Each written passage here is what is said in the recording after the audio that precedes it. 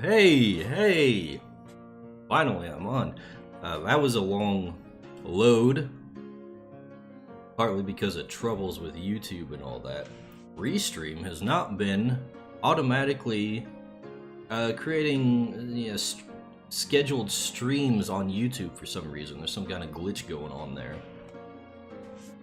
So I had to wait until after I started the stream to get the link directly to the video, and that's so annoying. But anyways, thanks for showing up, everybody. This is Dicebag, artist, game designer, world builder, and occasional cyborg glitch VTuber here. And we're gonna draw some creatures today. You can see this guy on the screen here. Isn't he cute? Well, he's gonna be completely redrawn because I kinda hate the way I drew him. Look at this. He's lopsided. He's totally lopsided. So we're gonna have to scrap that sketch. It's just there for demonstrative purposes. So we're gonna scrap him. But then we also got this guy. He actually looks not so bad. He just needs a little extra detail. You know, we can pretty much just trace this guy, I think, and I'll be alright. Maybe make a few adjustments. Yeah. He's got a little thing down at the bottom that's not really fleshed out as well as it should be, but it's basic shapes, so that's not a big deal. Man, I think I need to turn my music down slightly. Yeah, how about that? Can hardly hear myself talking. But anyways, that's the idea for today. So I'm gonna go ahead and open up voice chat on Discord if any of my buddies want to come in and talk, and then we'll get right into the drawing.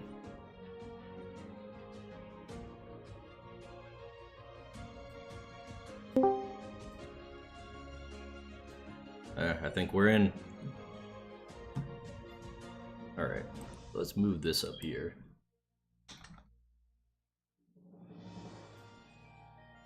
We're gonna need a smaller brush,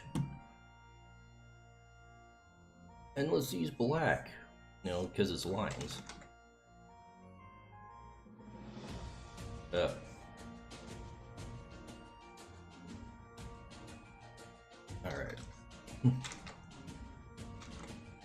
This is a pretty simple guy. But he shouldn't take too long, unless I get really stupid about the geometry of the cup. We'll move right into Pern after we get him done. So this guy here, as I explained on Minds.com to people, is one of a cycle of elemental creatures. And in this sense, we're talking like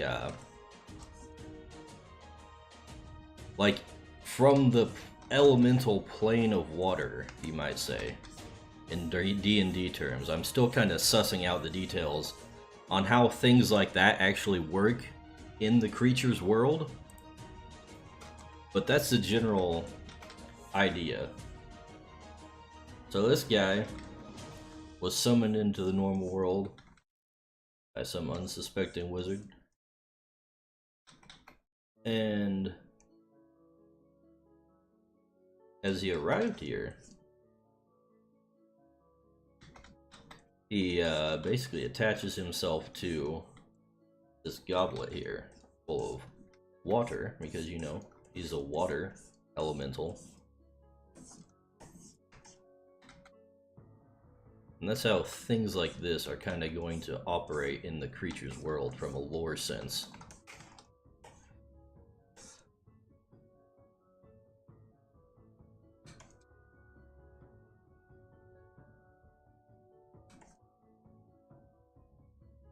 I think that'll be a little more of a... what would you call that? More consistent, understandable way to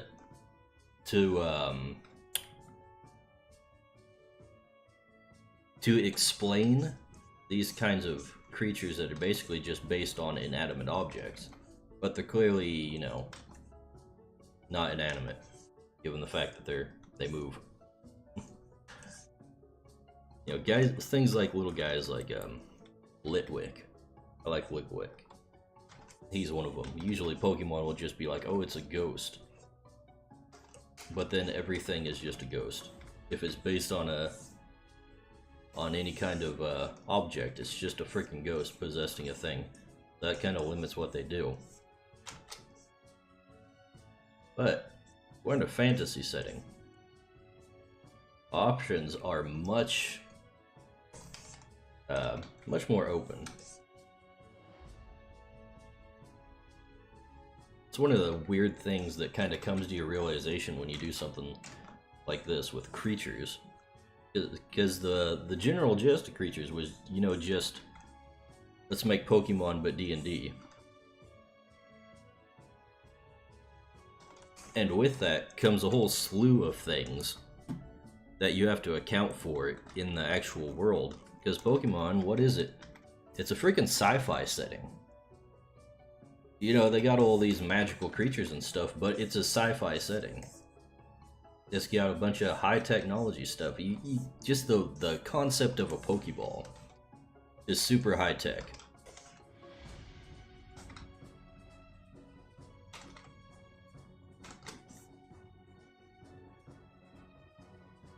And it's only gotten more high tech as the generations go on. So Crytures is kind of a response to that in a way to fantasize all of the world building in Pokemon.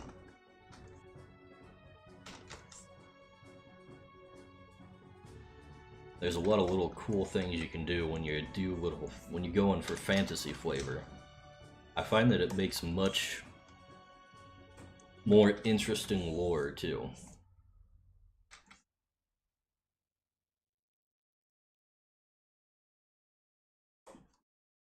There we go.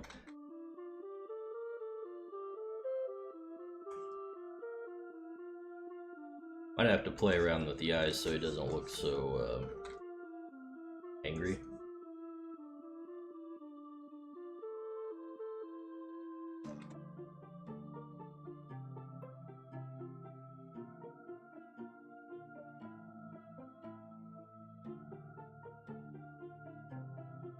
Something like so.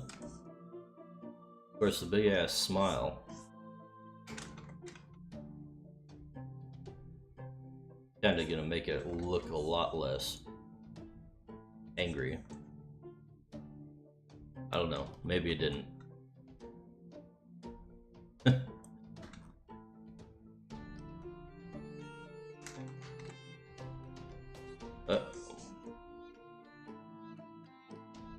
It's doing that thing again where it doesn't want to draw in one specific part of the canvas for some reason.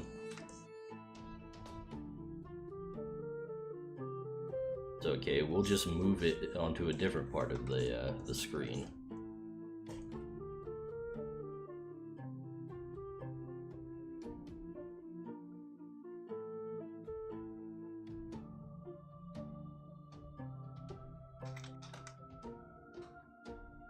Alright.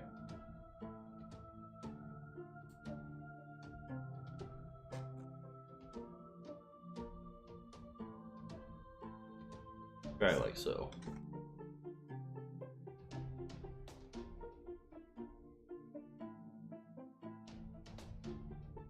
That didn't look too bad.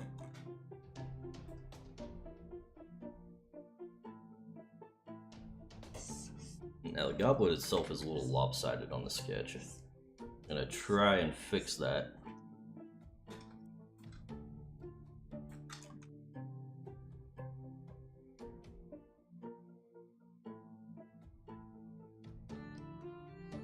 Who knows how this will work out. I'm basically drawing a still life here, and I always hated drawing still lifes. It's like the least interesting thing you could do in an art class. Just draw a bunch of random objects.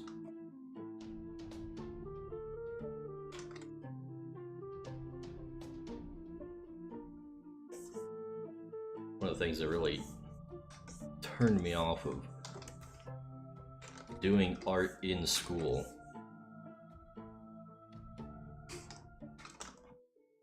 Of course, when I got out of school, I started doing art for myself instead of for the teacher. It was a lot more interesting. Stuck with it a lot more. I could actually focus on the things I want to do.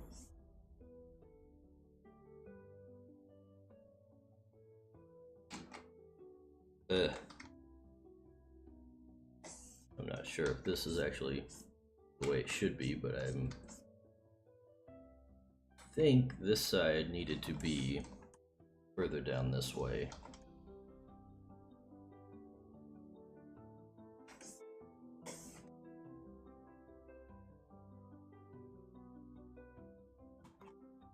Let's see.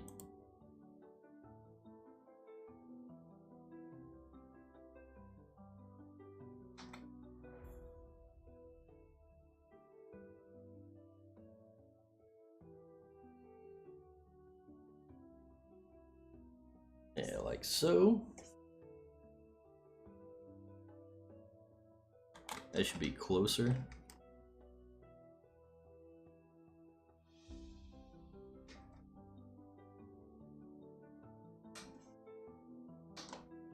This is a little lopsided though.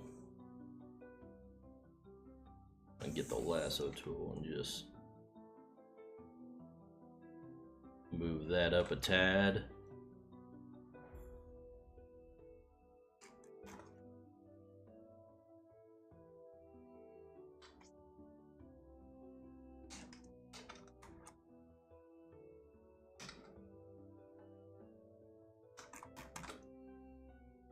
And while we're at it, we'll kind of extend this.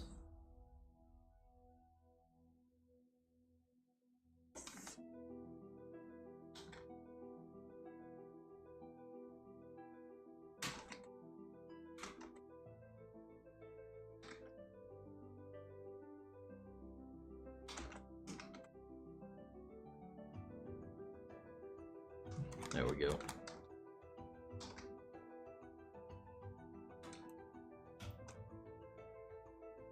Let's make a new layer because I'm just gonna like that.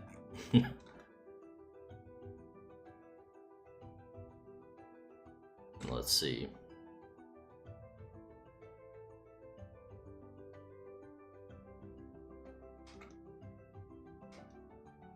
Let's turn it up so I can manipulate this shape a little better.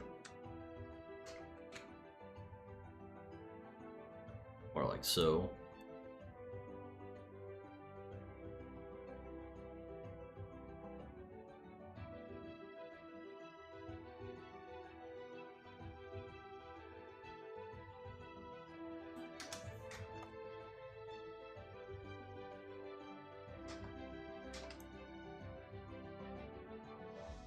I feel like this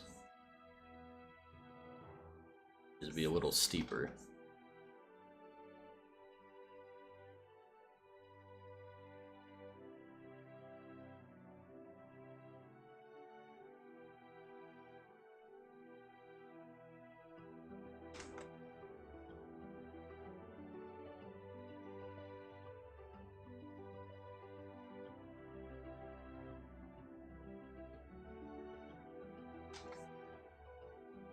There we go.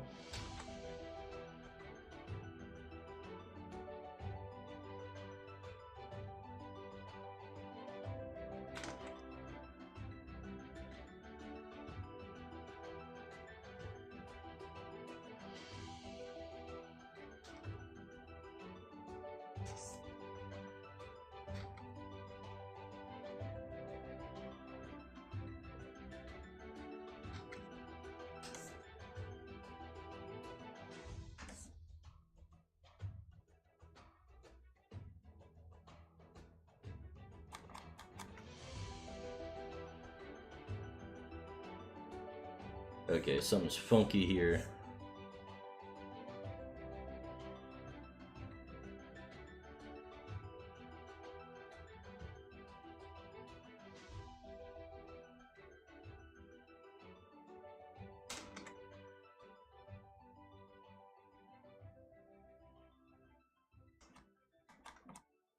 Alright.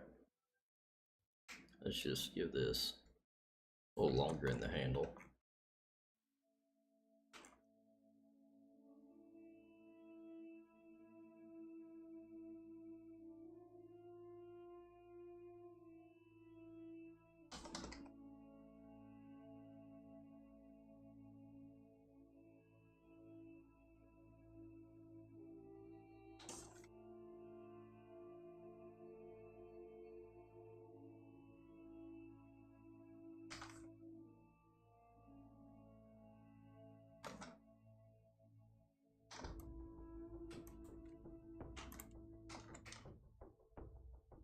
Oh, right. I should add a little glob off here.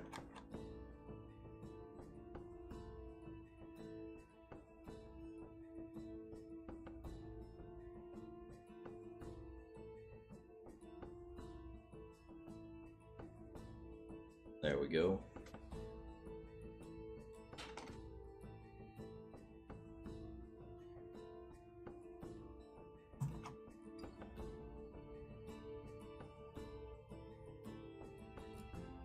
He's spilling.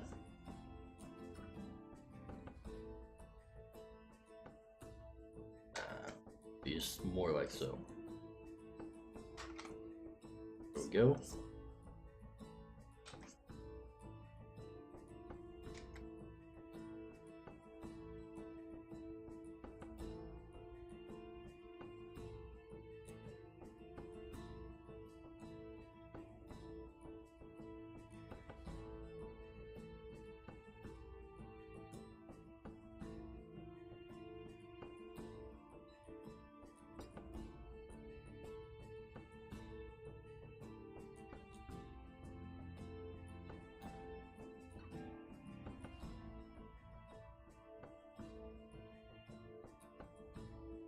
Let's clean that up a little bit. I think we're about ready to move on, but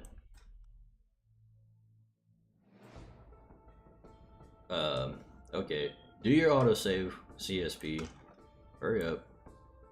Anyways, I want to add a little bit of decoration to them, so I'm gonna look up some references real quick here. We'll add a little extra detail to this guy.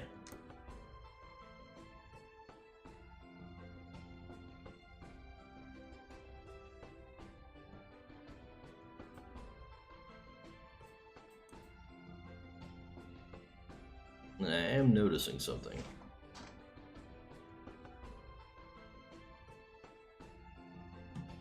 Is that the goblet's actually looking kind of lopsided there?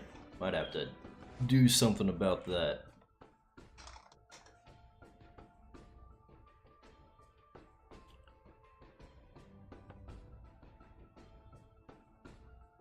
Yeah, these are some very fancy goblets.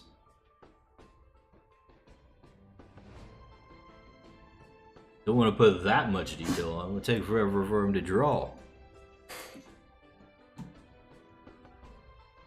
But let's see. Let's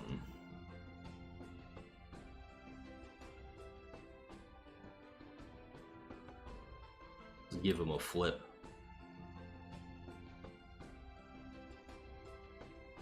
They don't look too bad. Like I think most of it's just in the angle of the handle there.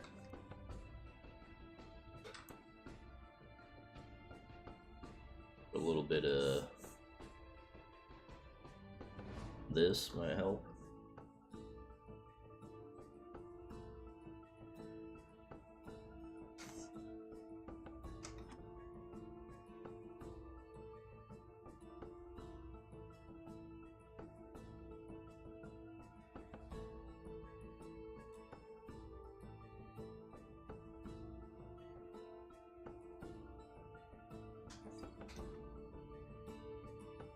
Yeah. You can see he's a little wonky.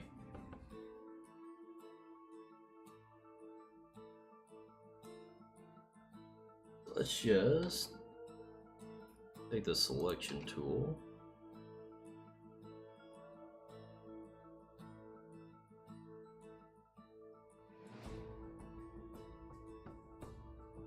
select that whole part. Minus these.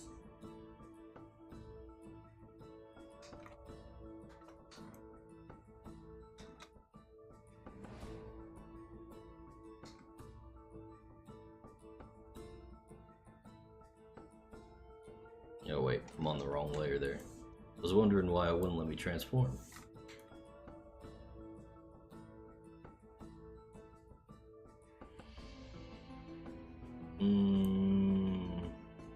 Kind of like so.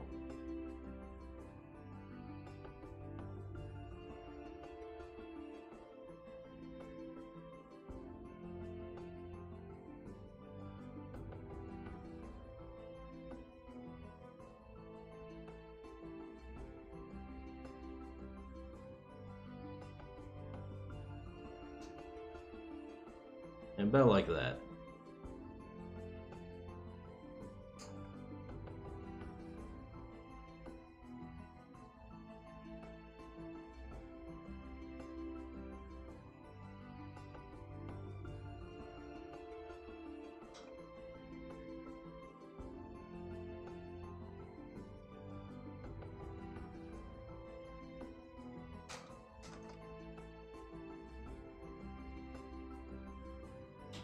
Okay, hold up. Got some geometry here I want to deal with. Is this not quite at the same angle as the actual opening of the thing? We're gonna bring it down a bit, make it a little wider.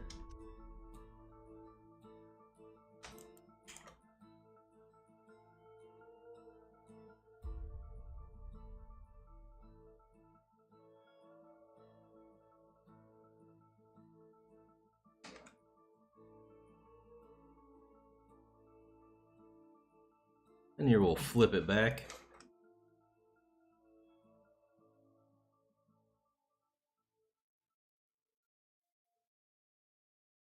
There we go.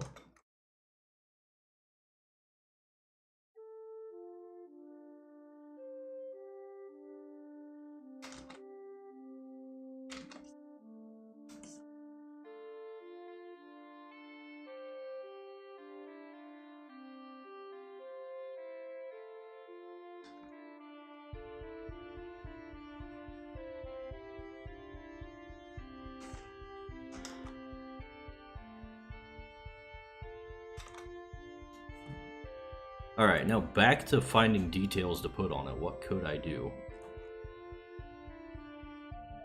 Could just give it like a little ring or something like that. Something simple.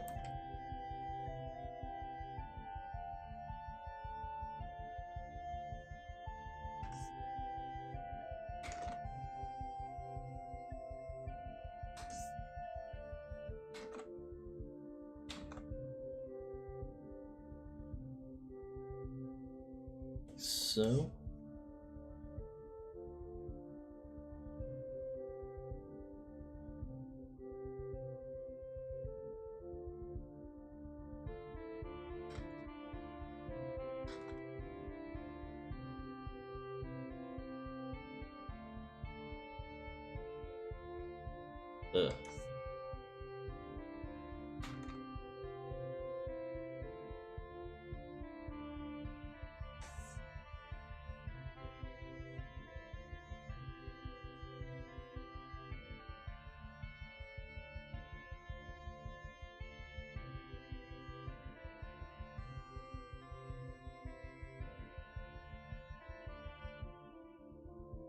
It should be close enough.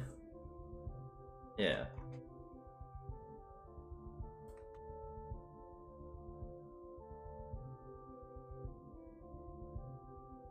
So it probably should be a little steeper on this curve.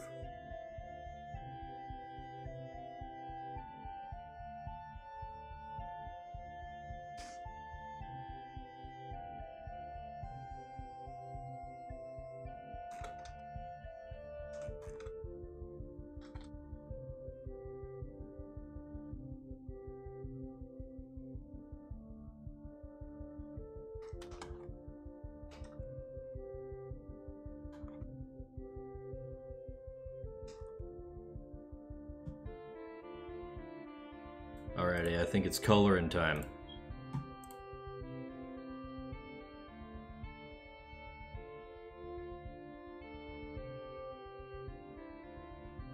Obviously, since he's based on a wine goblet, he's going to be purpley red. The question is how purple and how red. Something like that. Ooh. It looks more red than I anticipated. Whoops. Maybe a little less saturation and darker. Something like so.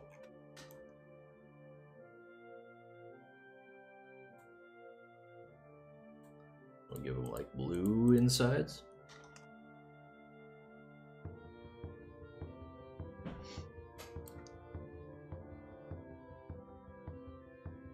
And let's see, should the chalice should probably be kind of silver itself, right? That way it kind of keeps with the color scheme, I'm thinking. Let's try with a more gold looking one. Yeah, I much prefer the silver, I think.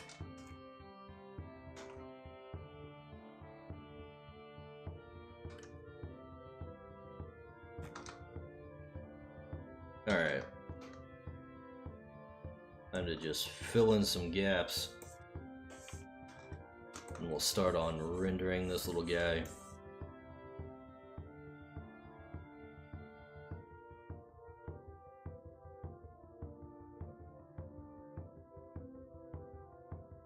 Looks like it's actually filled in pretty well.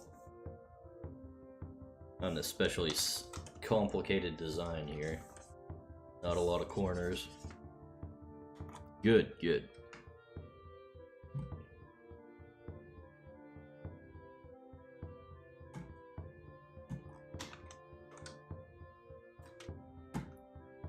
Alright.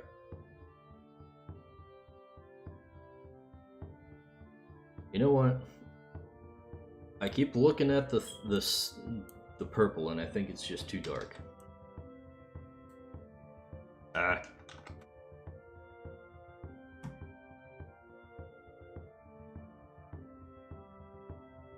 Let's go with that for now. So then we'll get a multiply layer. Let's see, I'm thinking going straight black with the shading probably ain't the way to go on this guy. So I'm gonna make a little color palette for myself.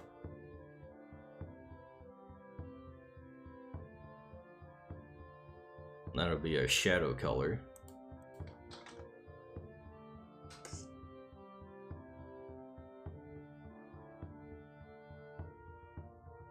Oh, I should probably make a clipping mask out of that.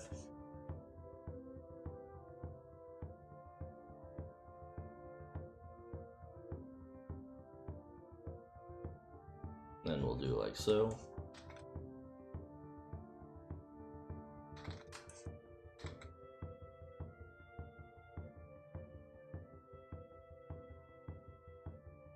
Need a bigger eraser for this job.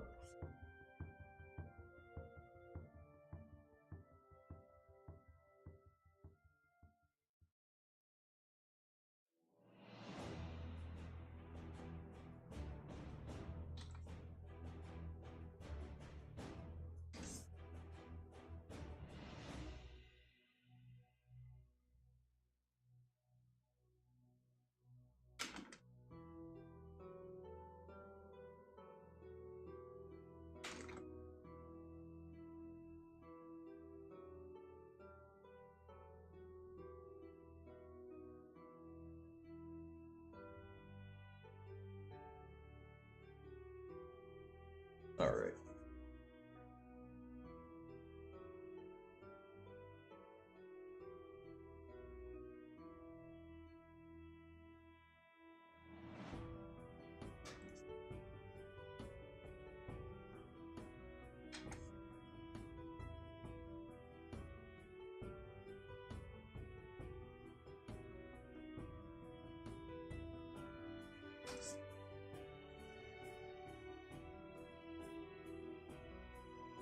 was actually very close to running a Crytures session this weekend for a playtest, but we just couldn't make it happen. Might be able to do it next week, assuming work doesn't screw me over. But one of the guys wasn't available, and then I had to work overtime, so it was like, okay, nothing's happening.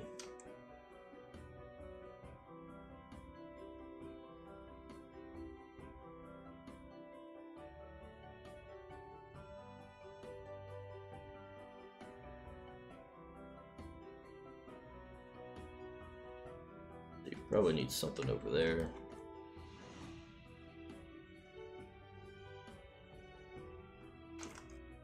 The shading is turning out a little more detailed than I really expected it to.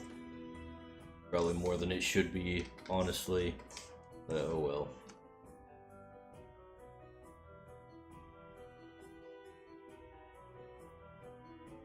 Things vary.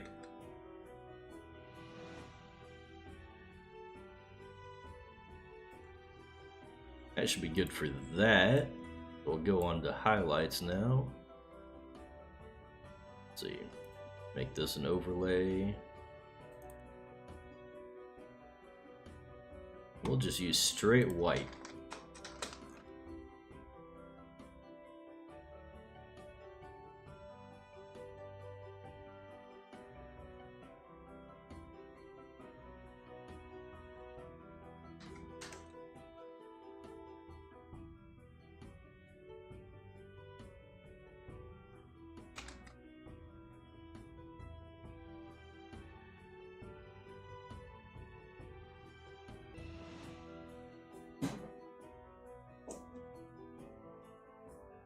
Okay. CSP, what are you doing? We done now? Why can I move? Alright.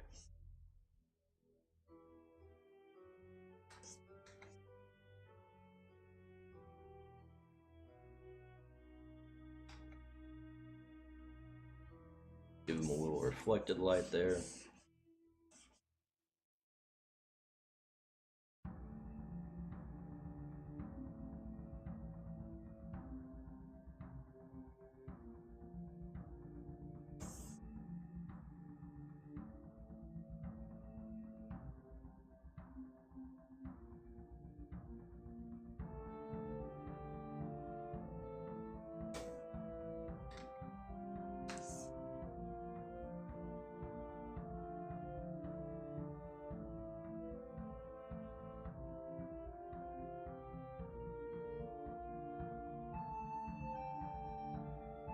Alright. Got the reflected light on the goblet. Now we're just gonna kind of scribble some on here because it's gonna be hard to see most of the time, and we're just gonna end up carving half of this stuff out anyways, so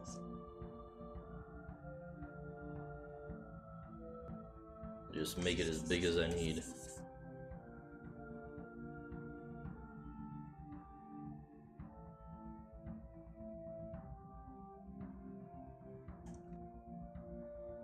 See, I'm missing some gaps here. I'll get those.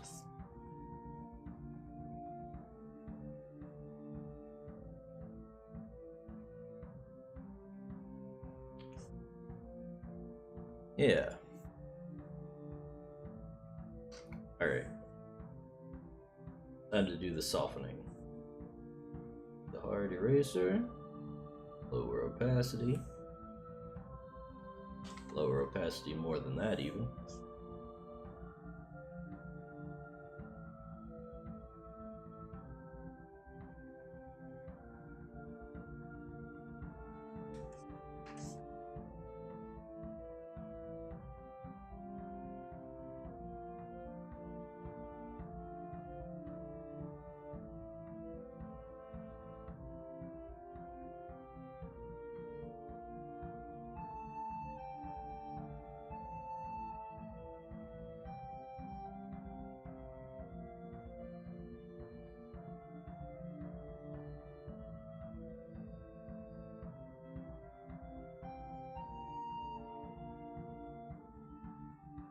Ah, dang it. There we go.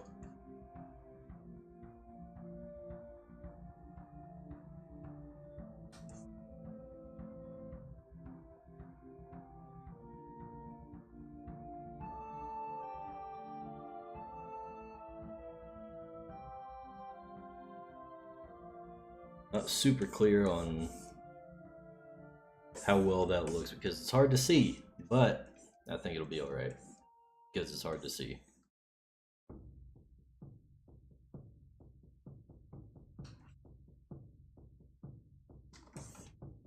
There we go. Now I should probably put some over here.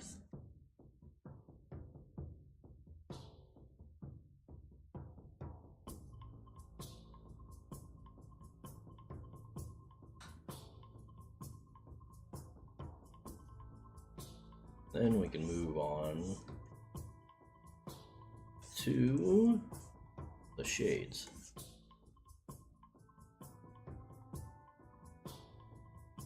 Goblet Goblin. Hey there, Kohath. Was wondering if you'd be here. It's kind of lonely.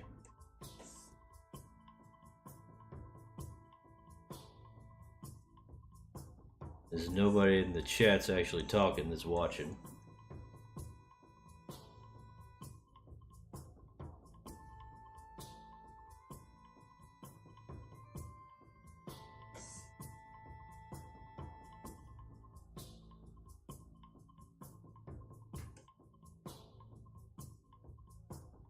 Alright.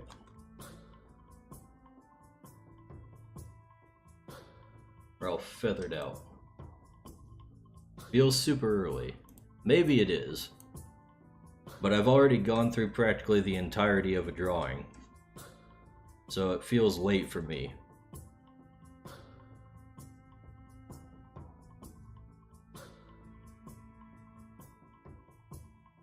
Alright, let's just merge these lines. And then put a clipping mask over it.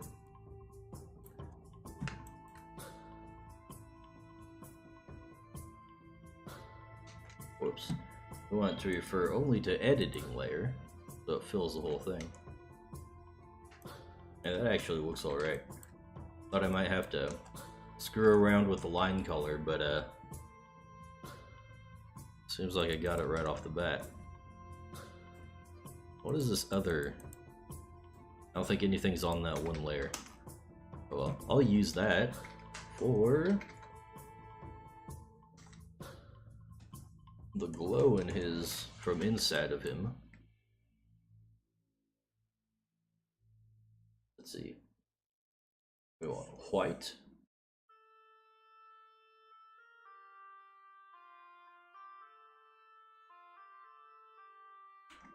Is that how I did Paw Trap? We're gonna have to take a look at that. Hold up a second.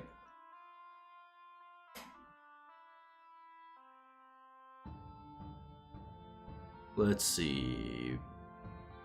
Nimpug, Noctilus, Auroch, Peapod, Peapoy, Pegastorm, Petrock, Petrodon, Petropod, Paw Trap. There it is. There's the Creatures wrap for you.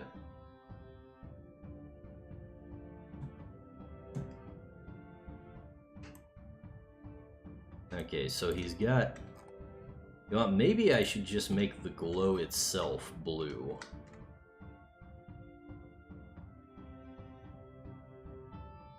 Let's do that. We'll make the actual eyes and stuff a darker purple.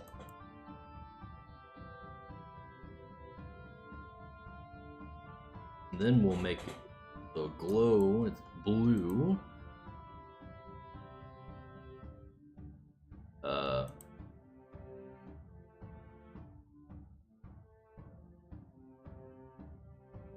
CSP, why aren't you filling?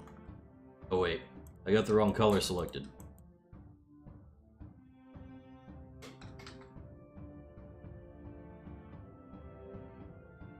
Alright. Yeah. Then we'll select those.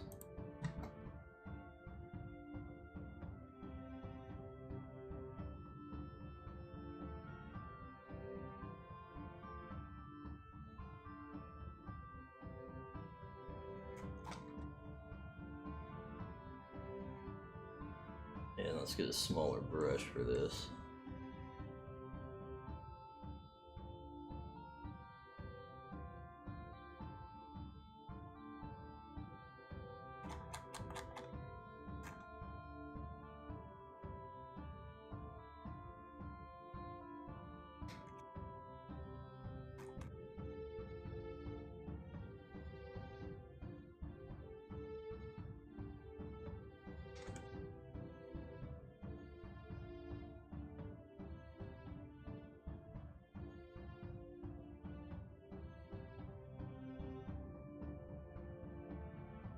Then we'll go for the straight whites. Feather those out a bit. There's a secret to making things glow. You make the outside part saturated. And you make the inside part just like straight white.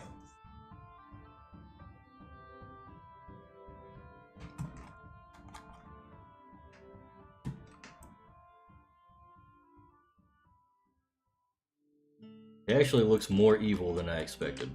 Yeah,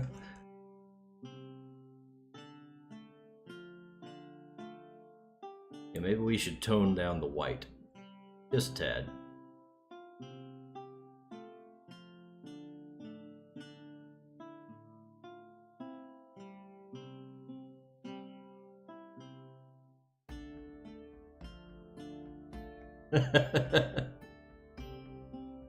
That's right, Kohath. Straight whites. It's genderless though, so that makes it progressive.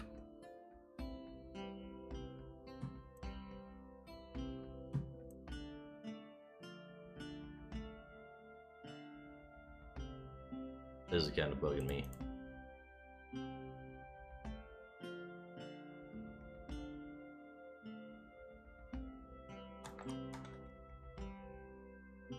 There we go. Anything else I need to add that this guy would have?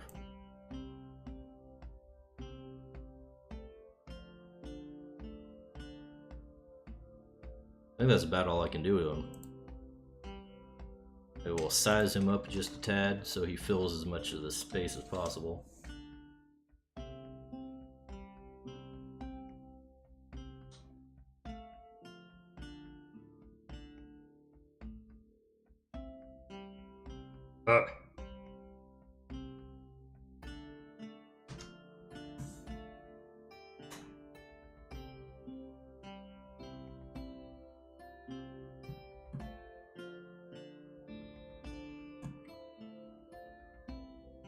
Whoops, what's going on?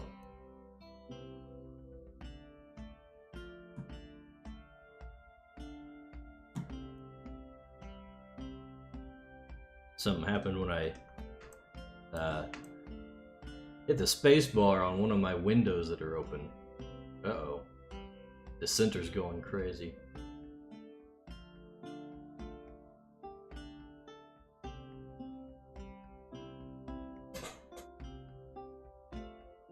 Well, anyways, go ahead and save this while that thing's reset. When shut up, me. I didn't tell you to play. Alright, well, the stream's back. I lost my Odyssey chat there for a second.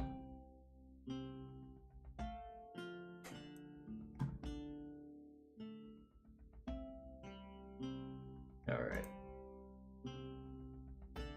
Now we save as...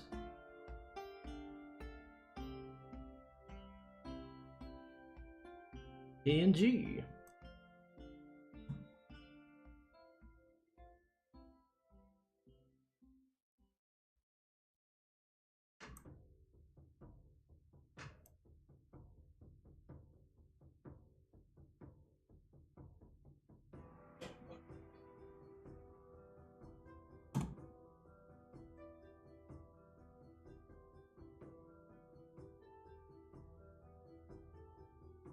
Alright. Time to do the hard one.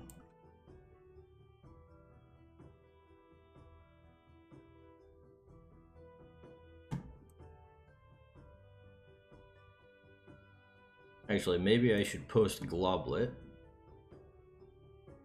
on minds.com. Let's see if I can entice some more people to watch.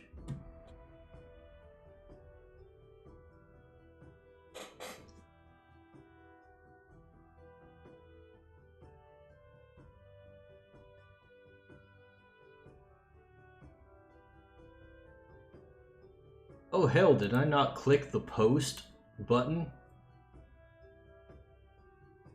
It looks like I did not. No wonder nobody's over here.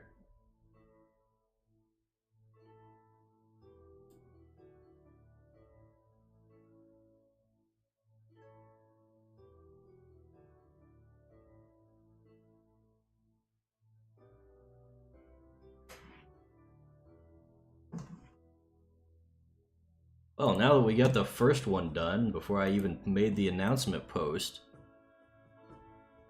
I guess it's time to move on.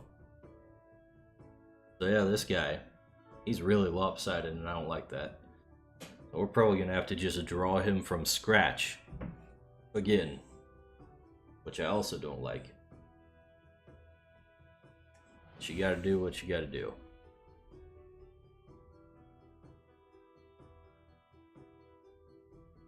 So I'm thinking we'll probably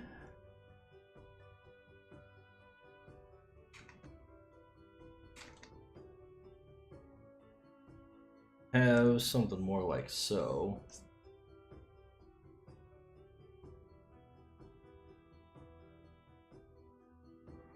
Ooh, I'm bad at geometry. I might need a visual reference to get this right.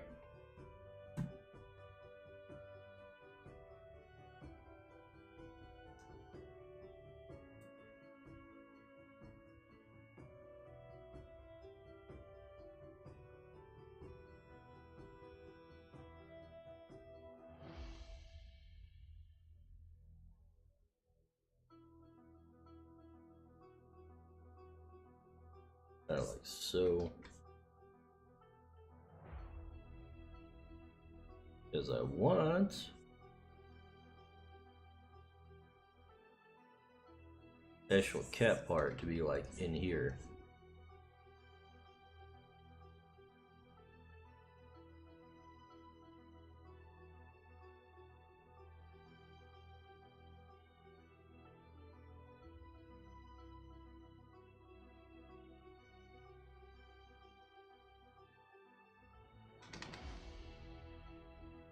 I will move it up just a tad.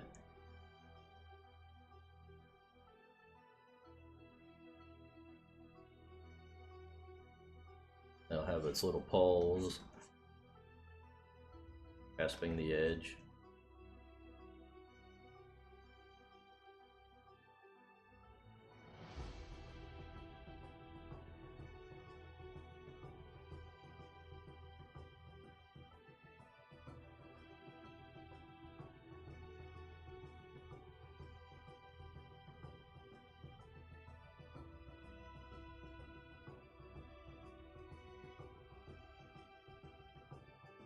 Might need to make his face a little smaller.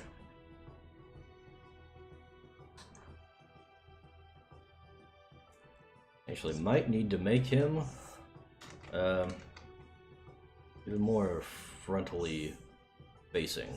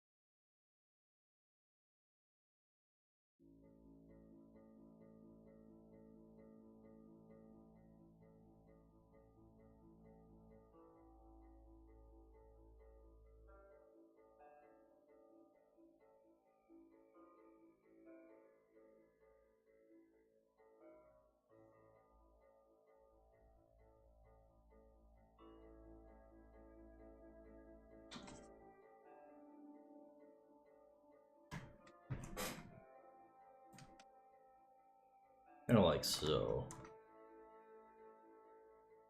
Now the problem I'll have to deal with is getting the rest of it to match that kind of curve.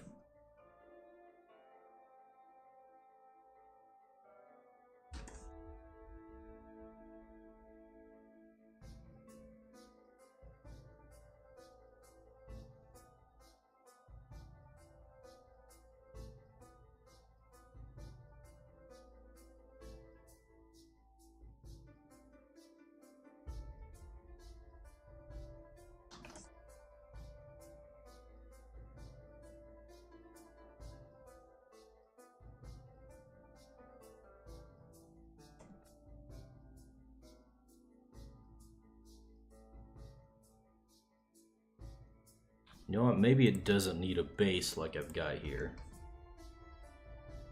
Looks like a lot of urns are just kind of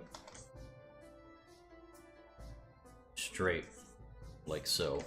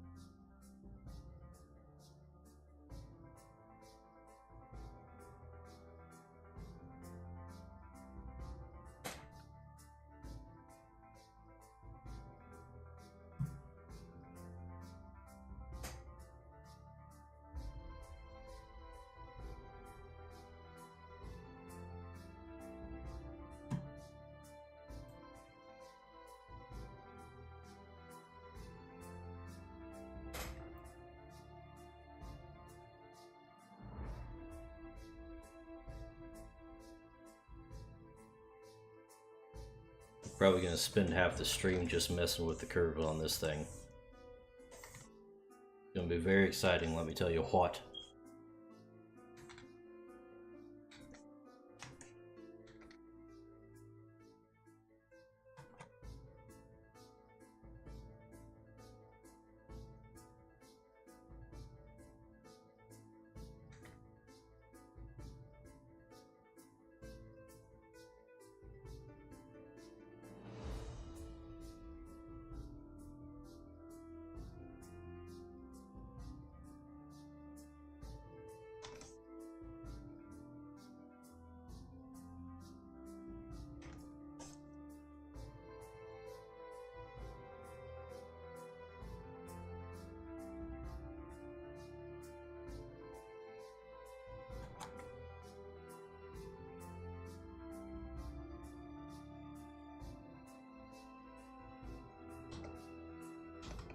Okay.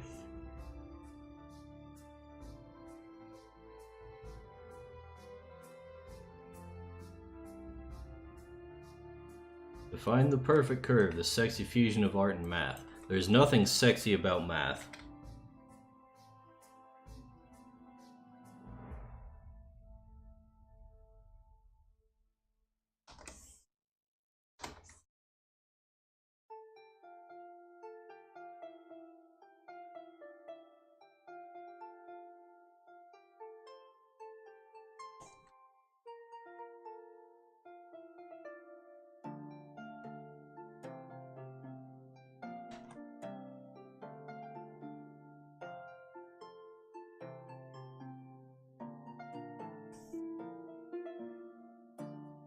A sine wave? I'm pretty sure I've seen a sine wave, but I can't remember if it was a sine wave or a cosine wave, because that's when I started tuning out all the math I was supposed to be learning.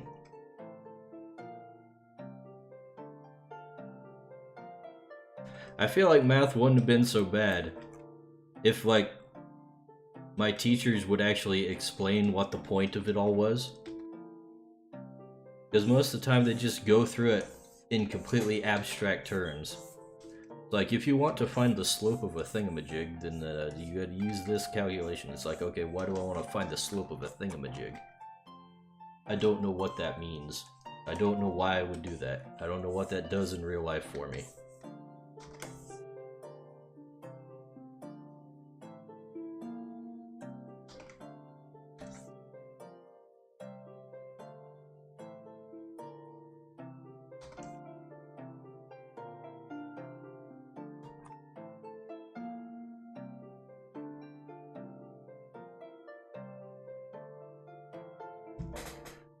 Use trig all the time. Well, trig is geometry, basically. It's not that complex.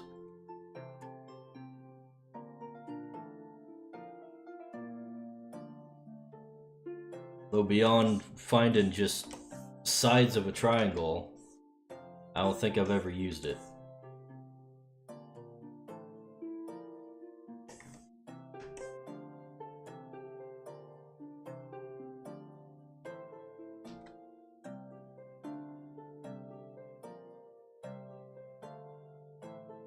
A squared plus b squared equals c squared. Basically the only thing I've ever needed to know.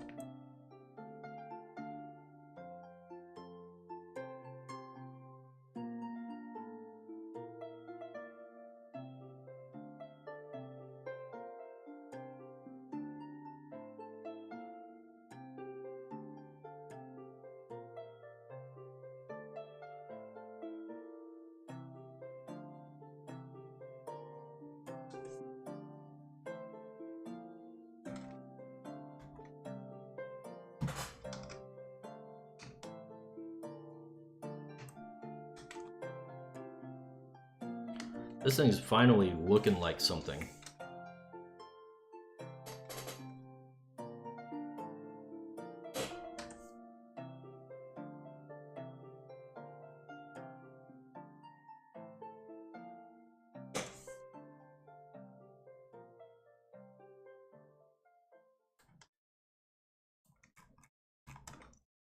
Whoop!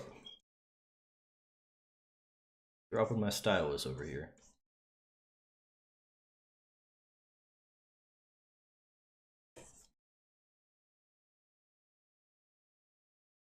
Well, I made a point to get myself a snack to have on stream. But I've just been engrossed in the drawing ever since I started. I'm gonna get myself some peanuts here.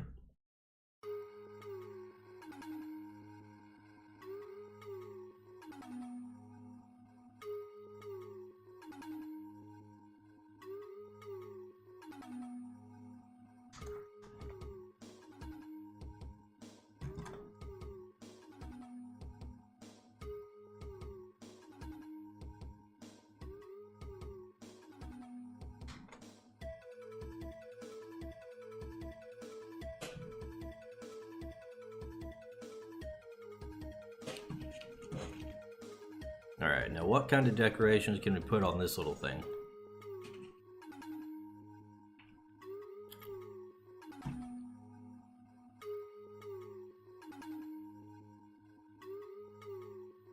Looks like they mostly just kind of have a strip with some kind of fancy design on it.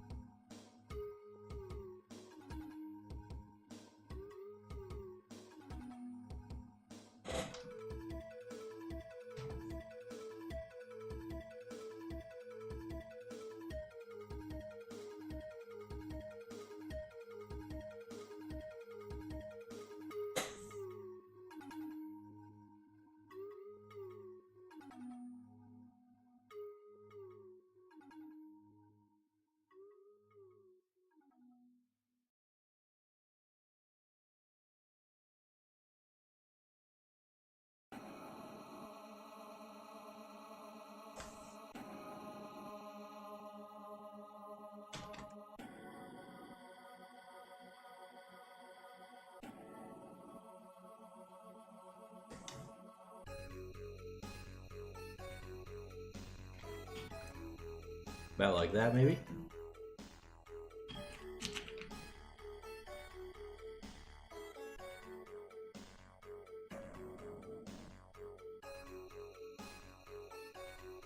Ooh.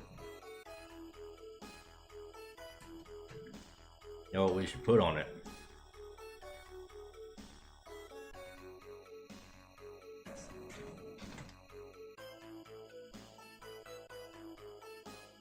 Some of this.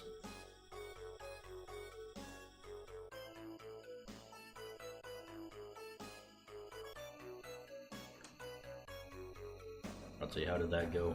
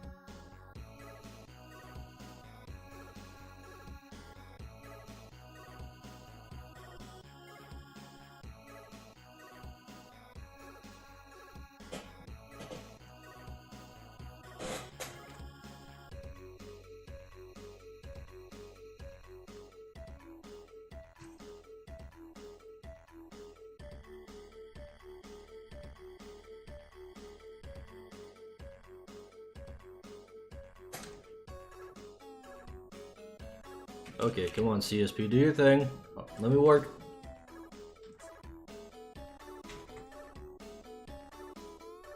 Yeah, that's the right way.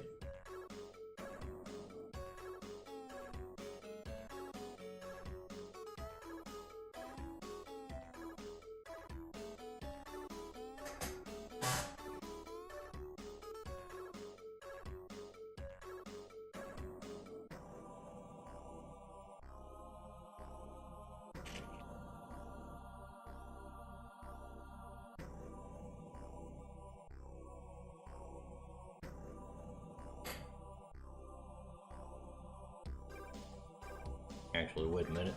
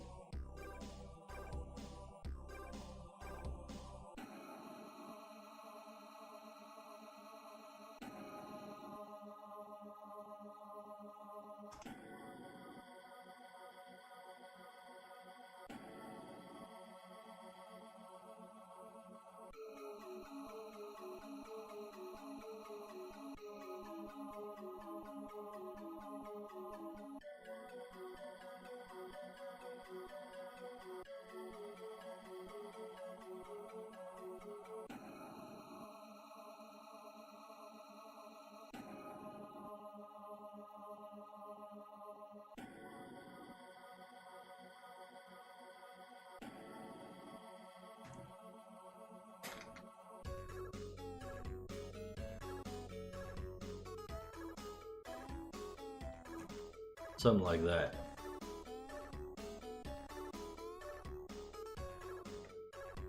It's the cool S, but infinity. All the way around.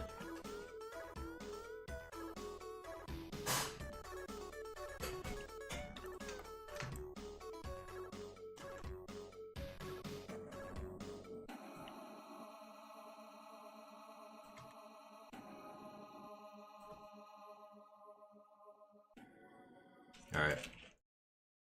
I think we might be ready to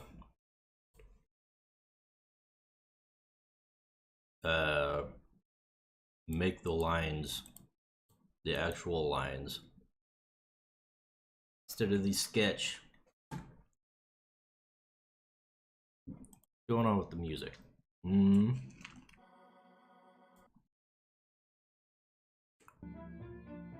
There we go.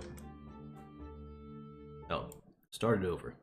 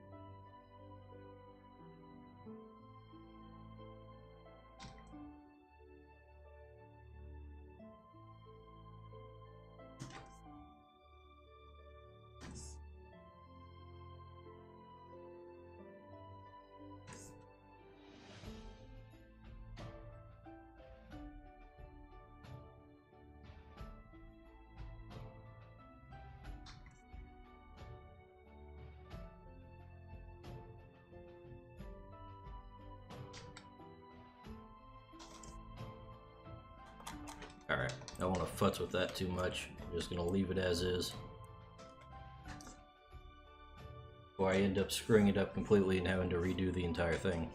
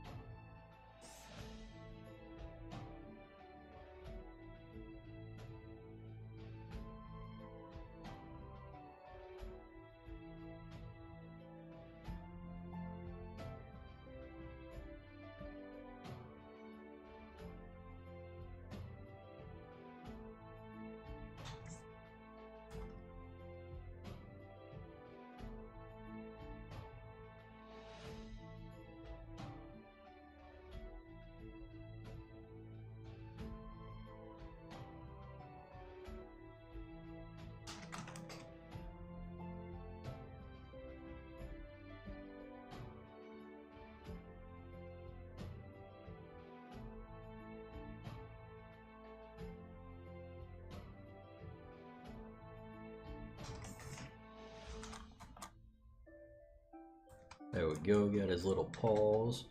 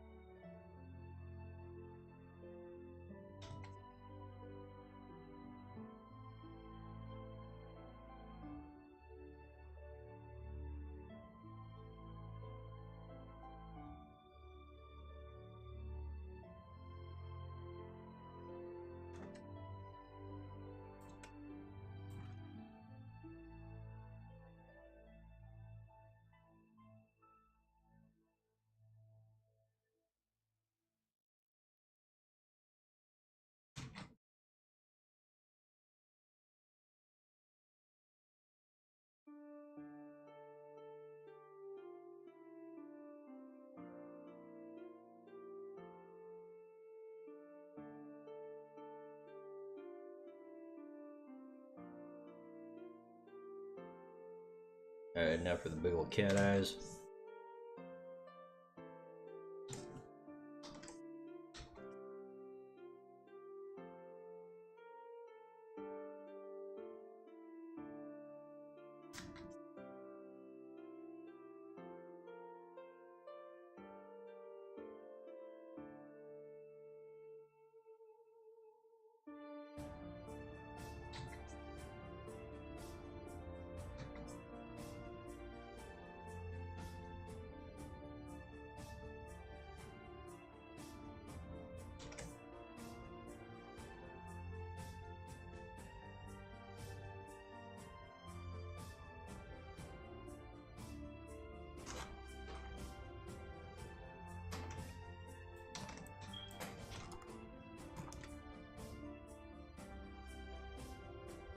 And his nose.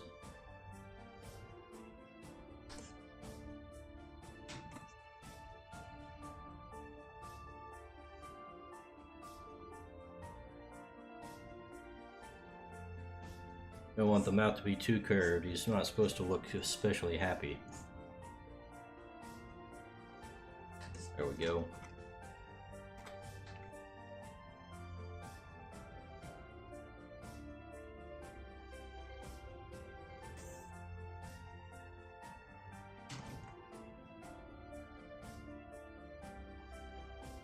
All right.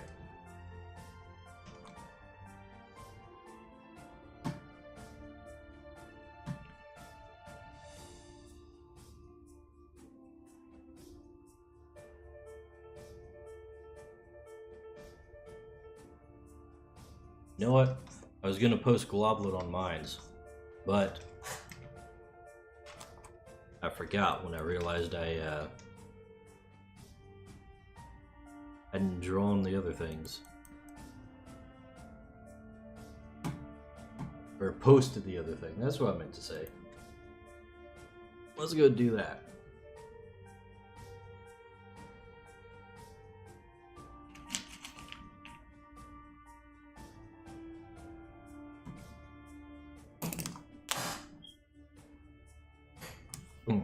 Take a second to get a break from drawing. Kind of crouched over the thing and it's not feeling good. Ah.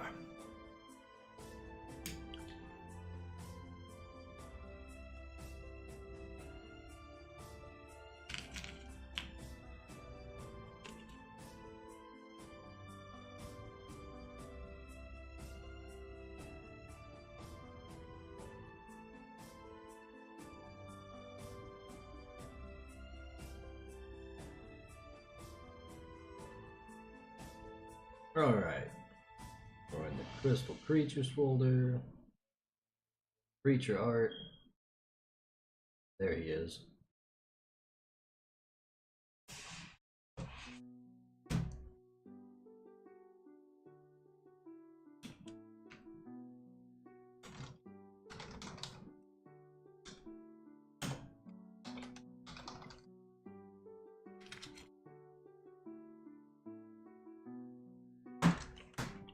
Hmm.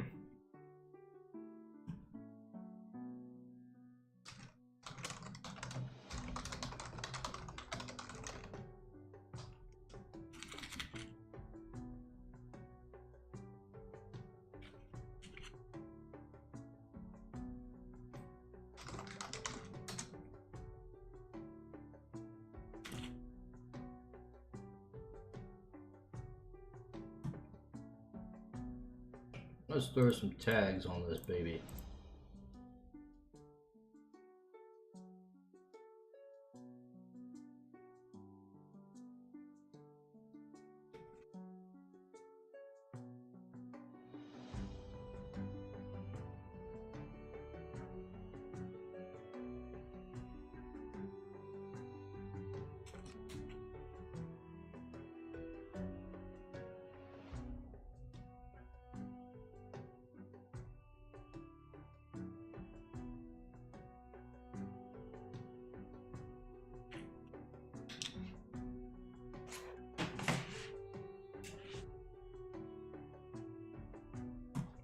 Alright. Back to the doodle.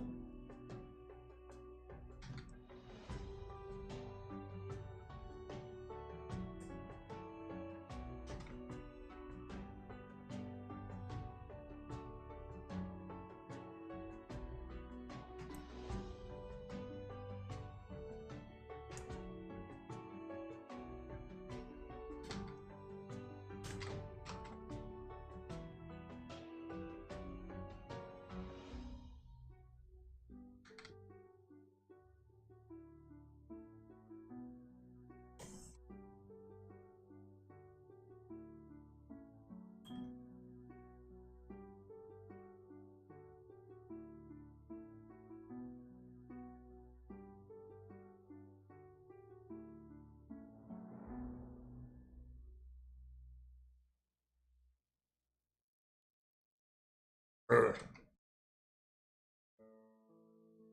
This line is going to be annoying.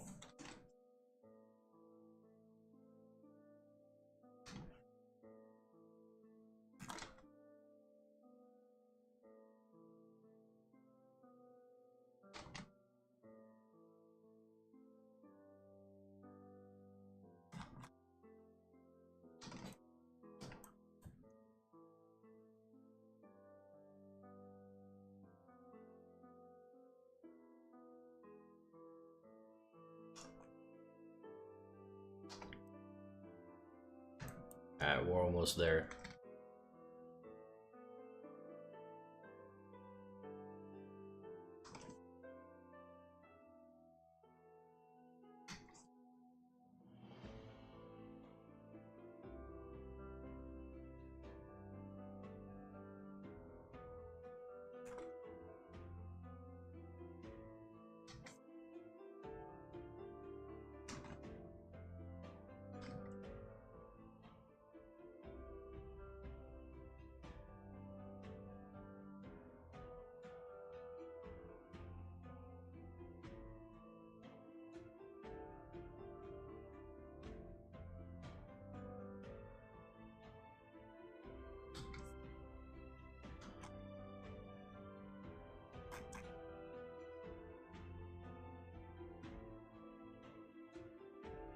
Hmm.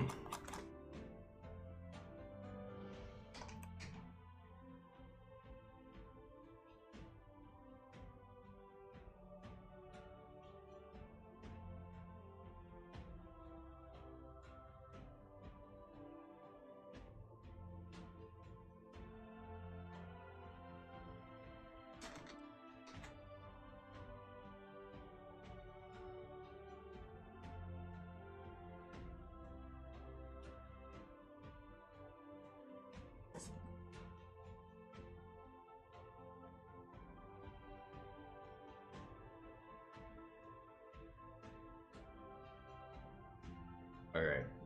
Not entirely sure if that's gonna work.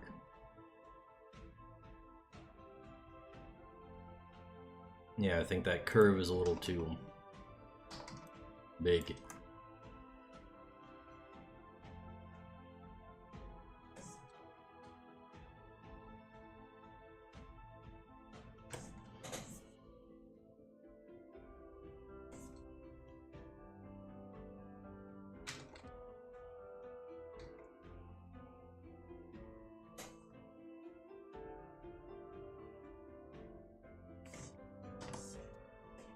Get a little closer to what I actually had in the first place.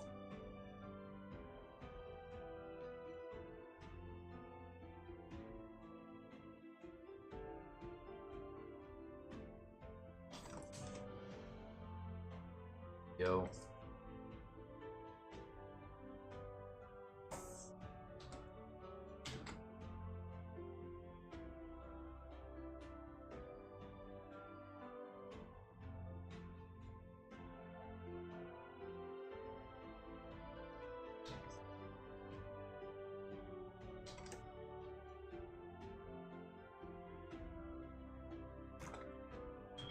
This could probably be a little less steep.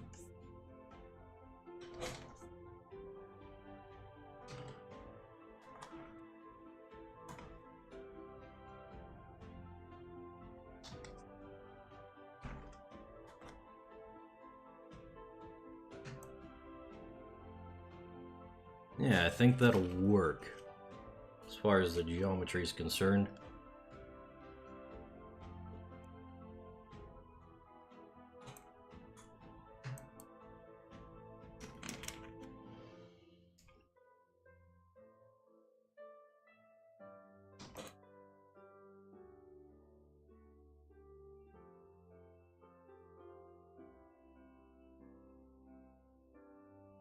Now we just gotta get the infinite S drawn correctly.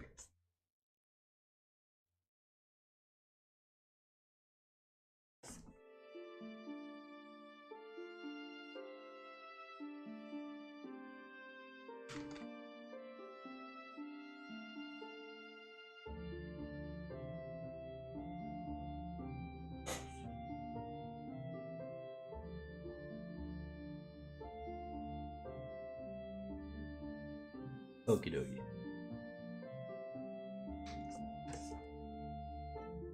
Not too bad, not too bad. Just have to overextend the line and then erase the part that I don't need, I guess.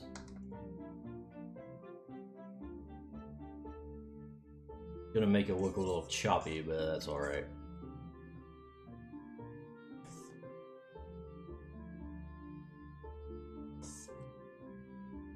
Resolution should be big enough that it won't really stand out.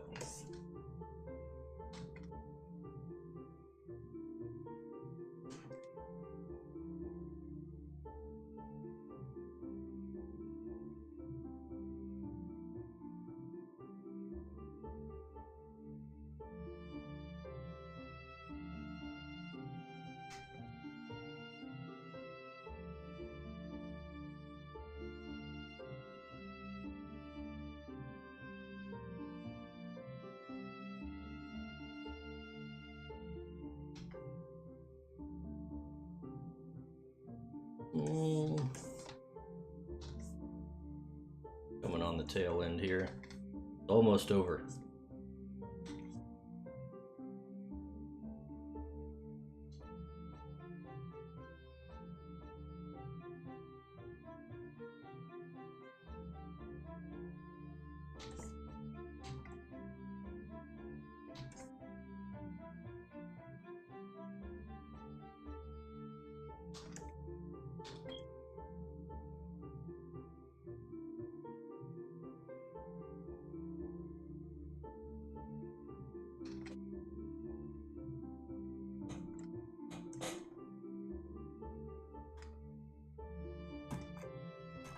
Okay, almost forgot something. There we go.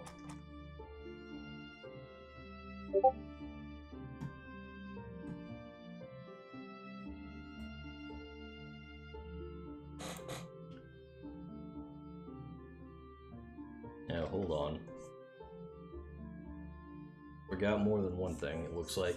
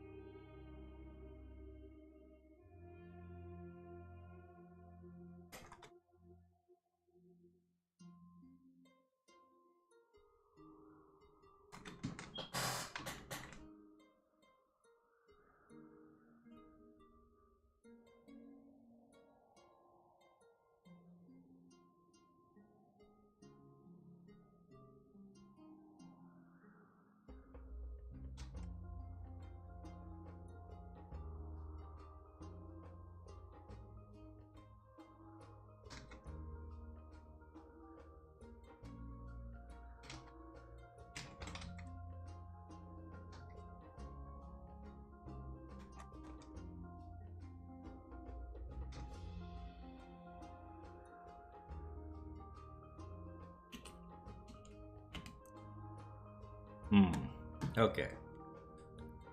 I think the bear shape is all figured out.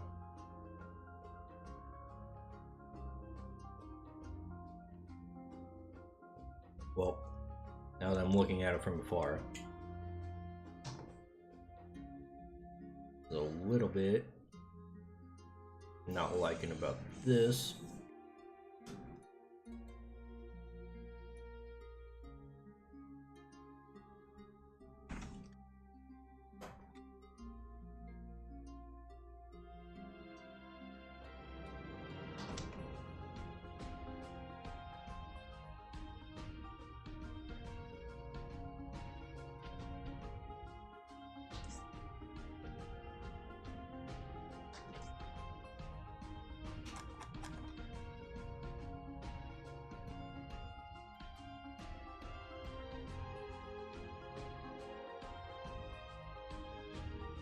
Yeah, he's a cutie.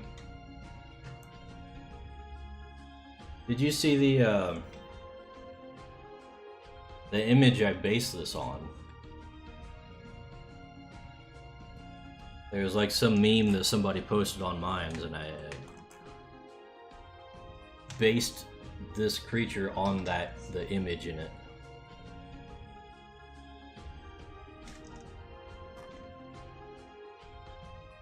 Where it's literally just a black cat in a pot peeking out.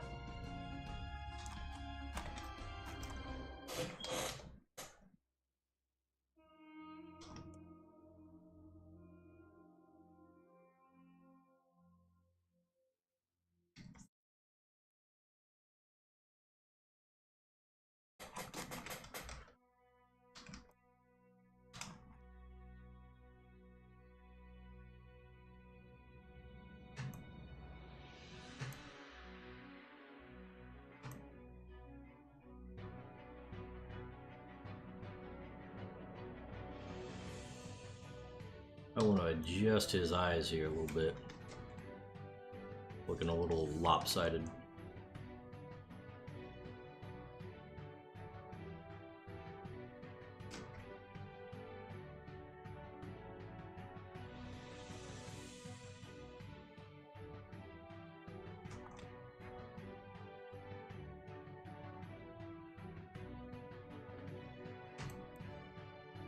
Alright.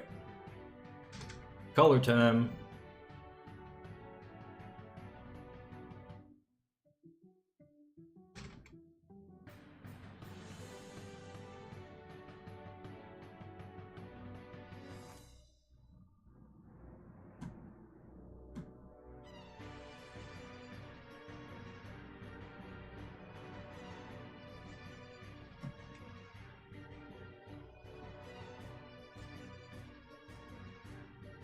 Let's give him orangey eyes, because he is a fire creature.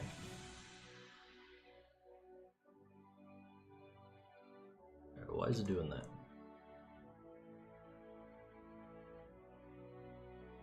None of this.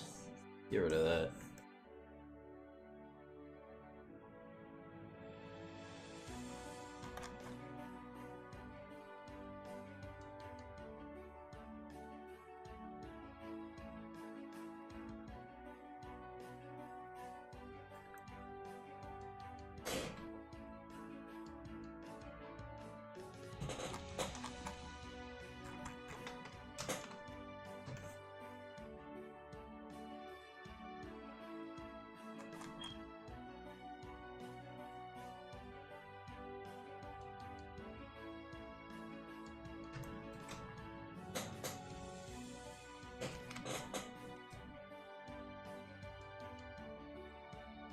Alright.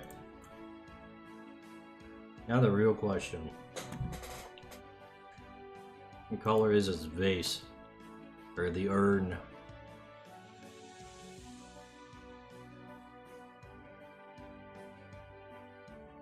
Let's see.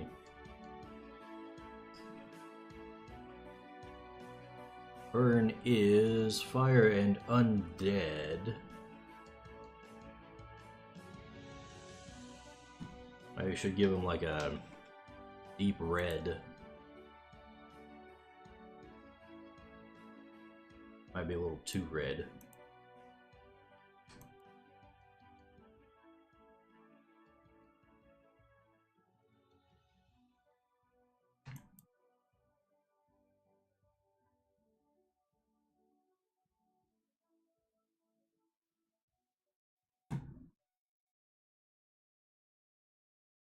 Go for more of a gold on this.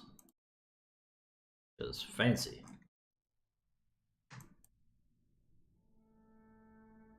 And maybe lighten this up.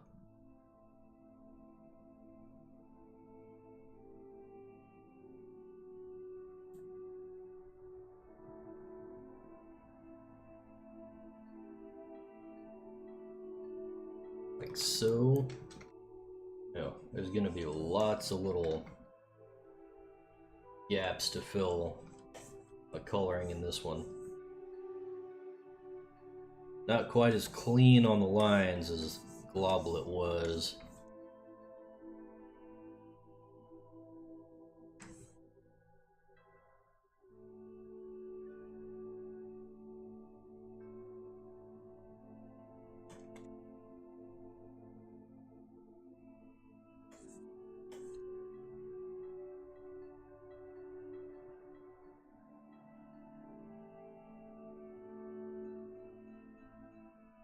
Alright. Almost there. Is that it?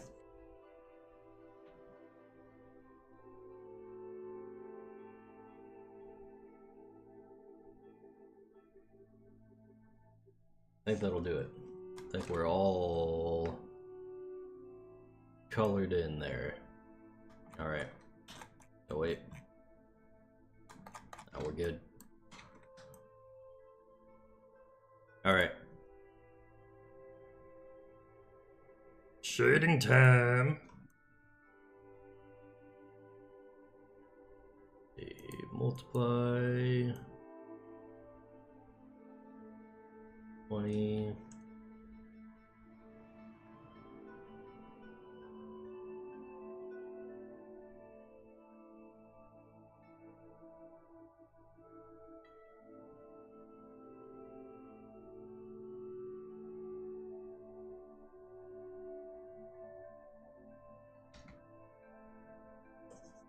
And I'll make my little color palette here. Just so I remember what color I'm shading with.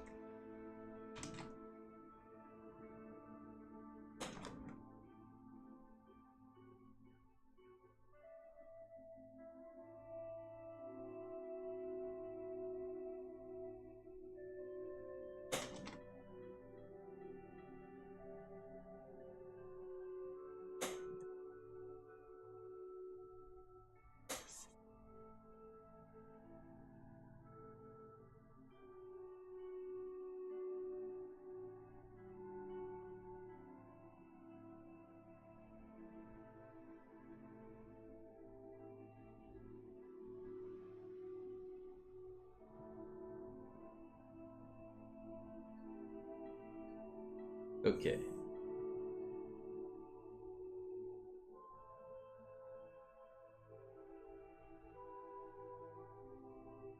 They're pretty simple. Maybe we'll put some in here.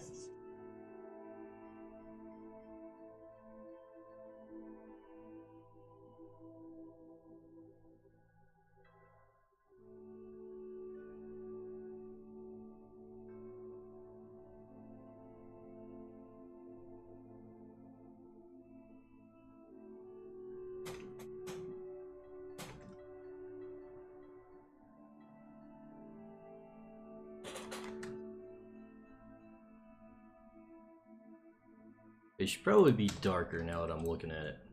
It just doesn't get across the void of blackness idea.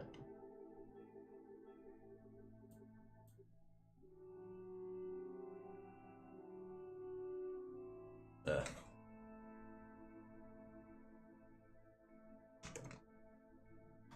we go.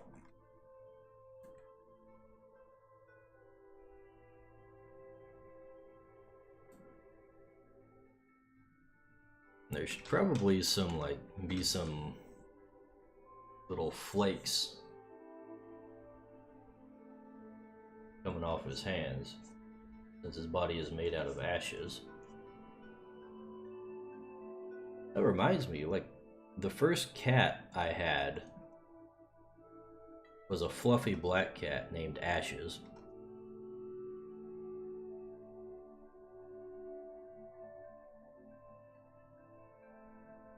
Welcome to Crytures, Ashes.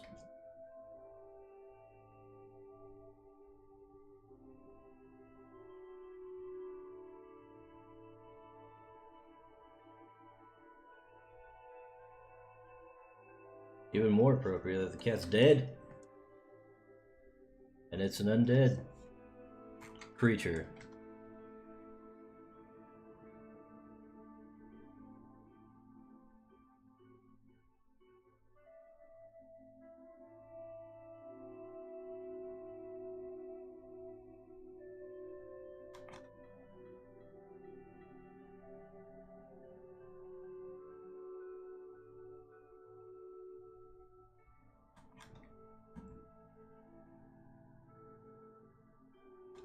It's okay, Ashes lives on in the urn.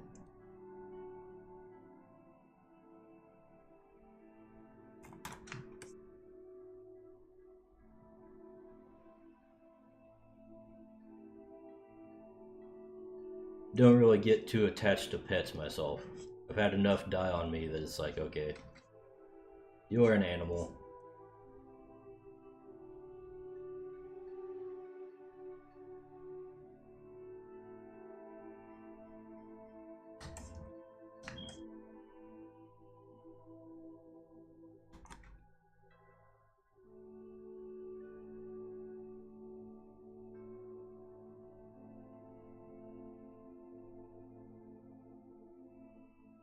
Honestly, kind of drives me crazy when people overvalue their pets, like more so than actual humans.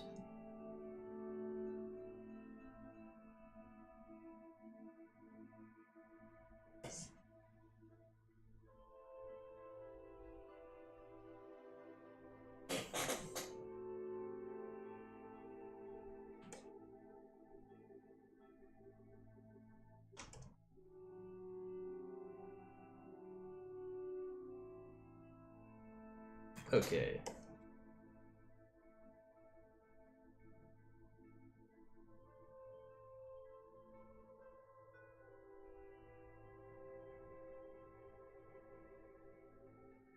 Give these a little fill. And I can go back and add in the highlights.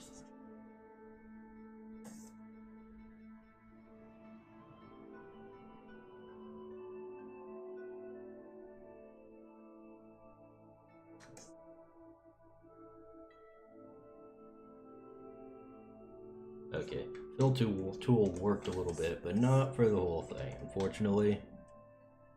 Surprised it worked as well as it did.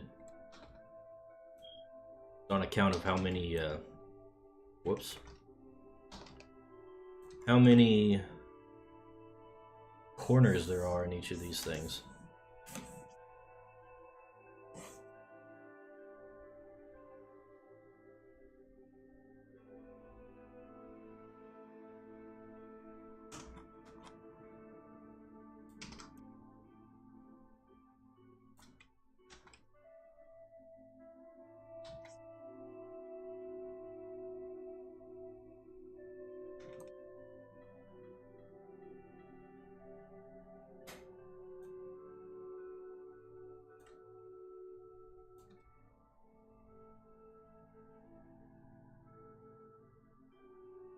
Animals, totally innocent, I would beg to differ.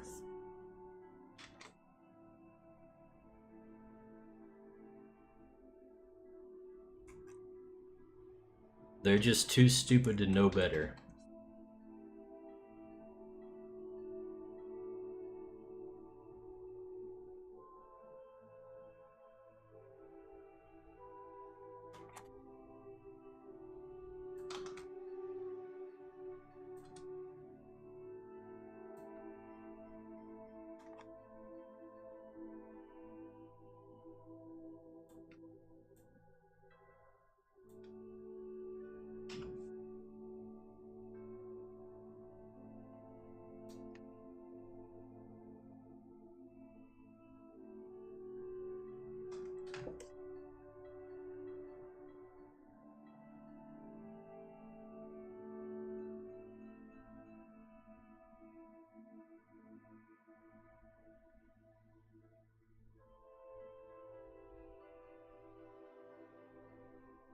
Alright. Get this a little feathered out.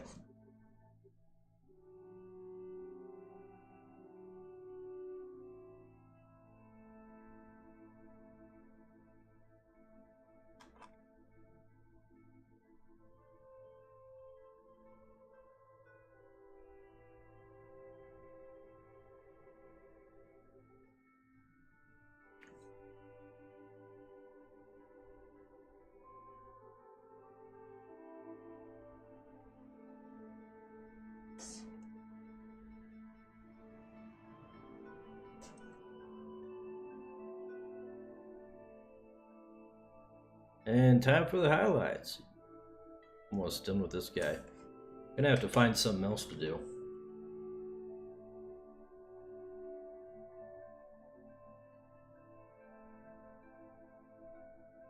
Ooh.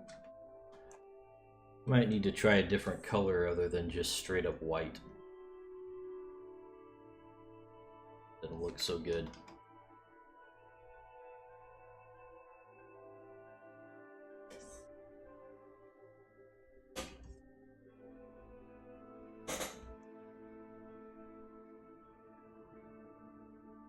Been kind of kicking around ideas for like a Crytures card game, actually. Maybe I'll play around with some ideas on that after I get this thing done.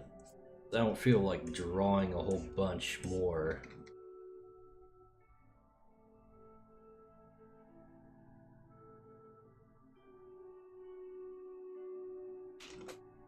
Eh. You know what? This needs to be taken down a little bit. Maybe down to 20%.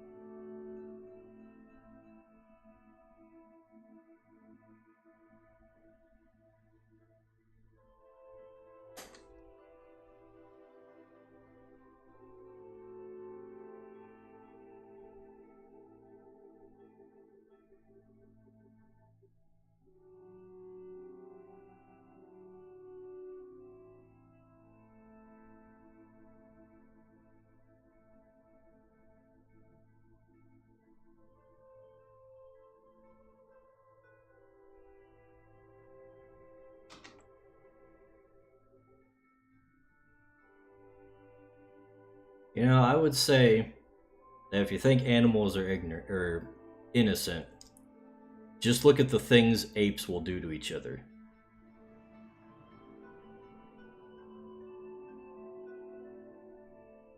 It gets pretty bad.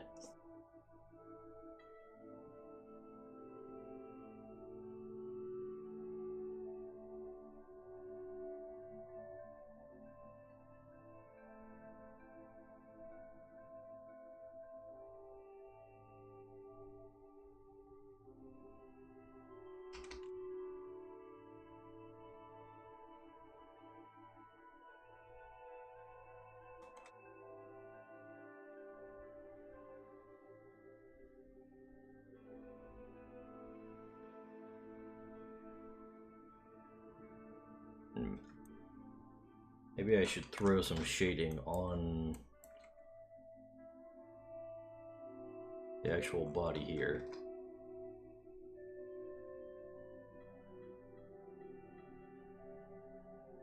Ultimately, that's just gonna darken the entire thing, isn't it? Eh.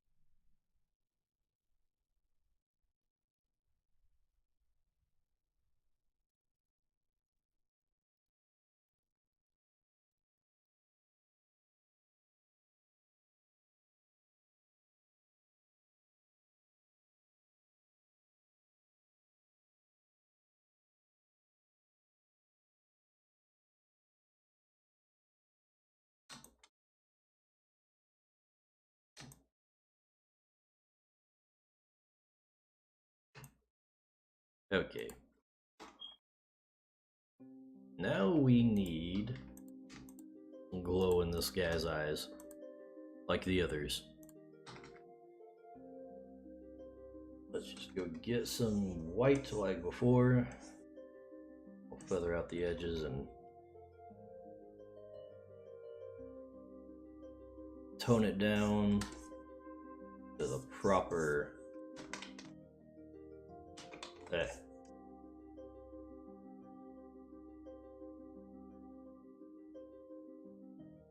overlay. You know what? We could do an overlay in addition to the other thing.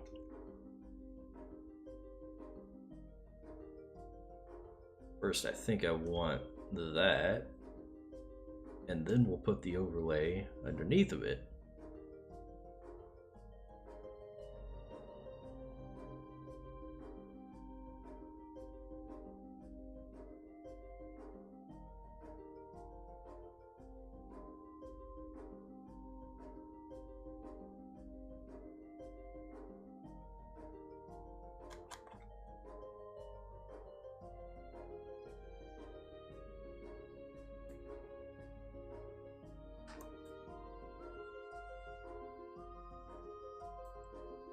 Alright. Let's merge these layers. And then we'll add a clipping mask to color the lines.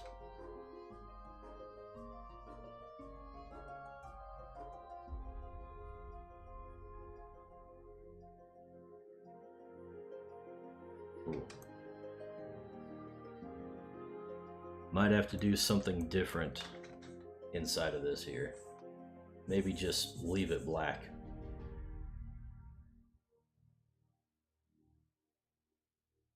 Or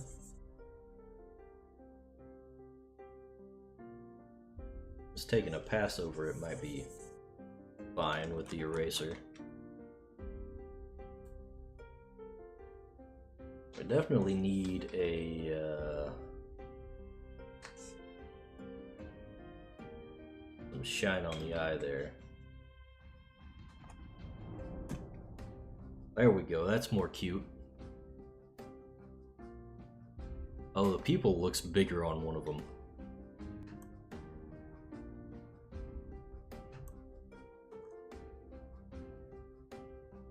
Let's see.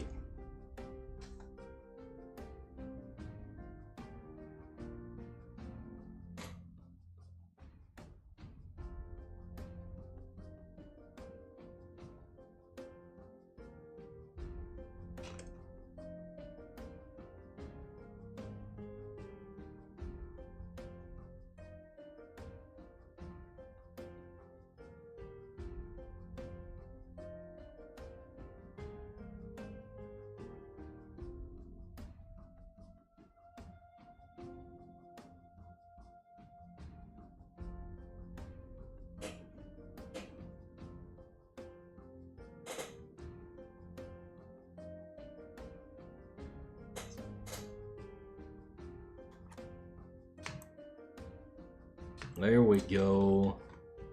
Doll in that queue.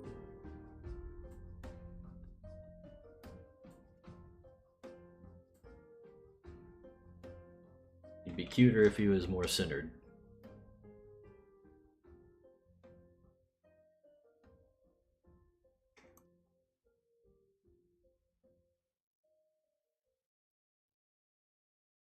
About like so.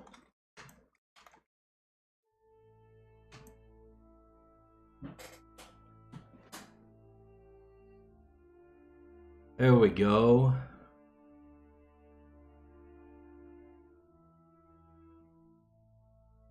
Just a disembodied fire spirit merged with the ashes of a dead human.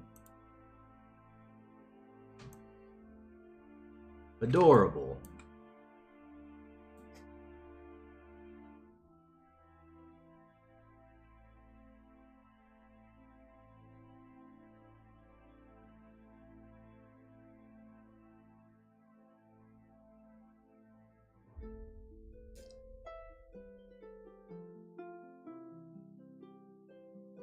Alright, time to save this boy. Ain't nothing wrong with that. It's not like the person whose ashes they are is using them anyways.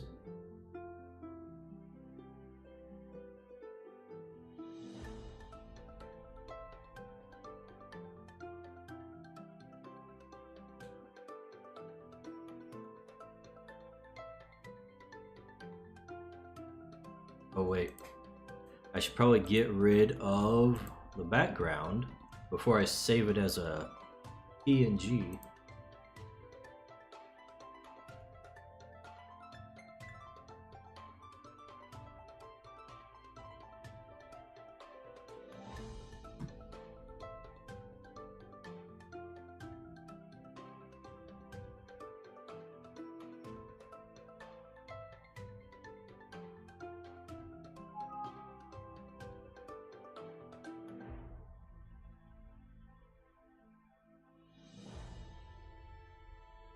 What was the beep for? Uh-oh. Hey, wait a second. Well, that's not supposed to happen.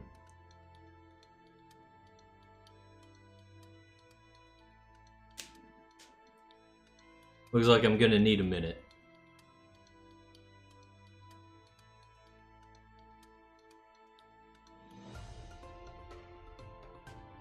Luckily, I just saved it. And give my thing a minute to settle down. Here. Everything else seems to be functioning. CSP just decided to... Uh-oh.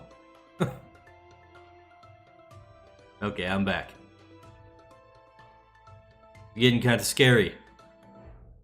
Blinking out of existence again.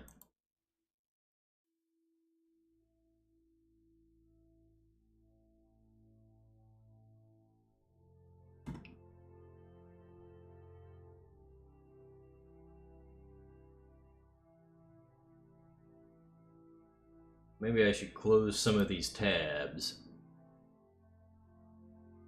before I start CSP up again.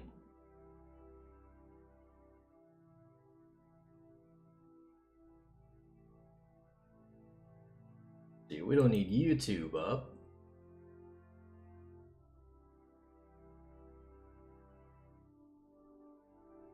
We probably don't need Twitch up either.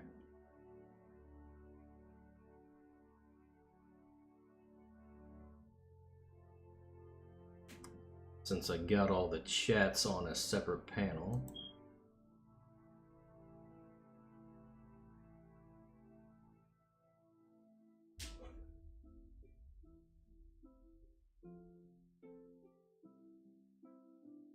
It should save me a little memory.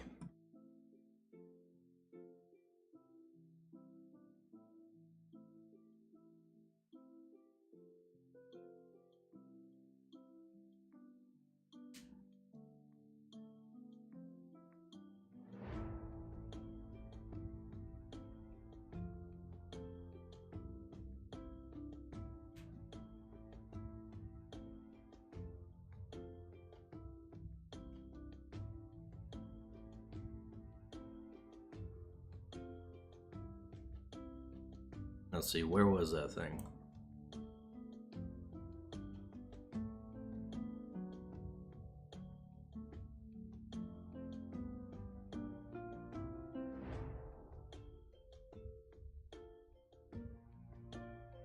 Okay, looks like my browser needs refreshed. It's not showing me the thing I literally just saved. There it is.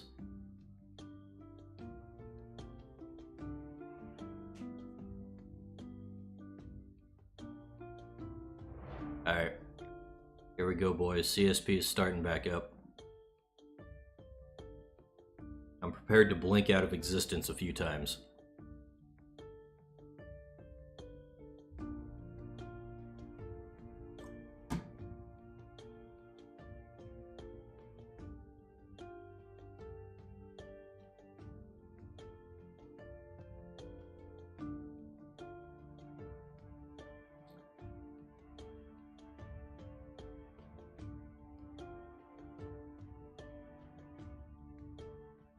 Ah, there it is.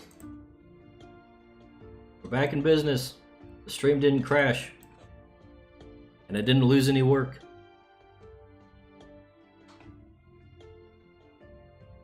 It's a Christmas miracle.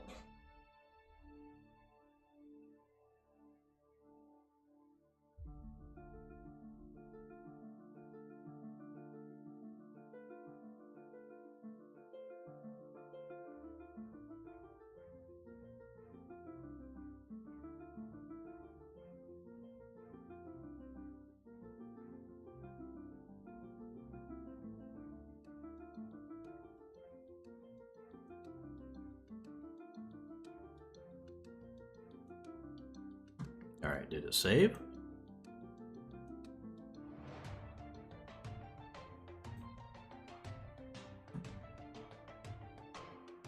There it is. Alright. We have Pern.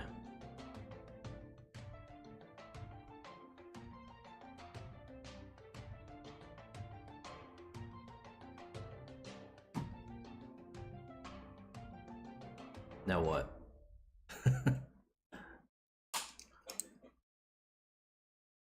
Brainstorm Crytures card game?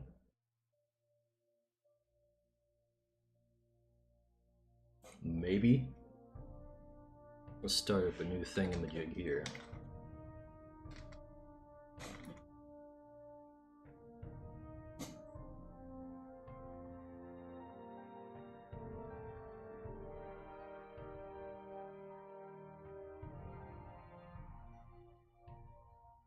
Ooh.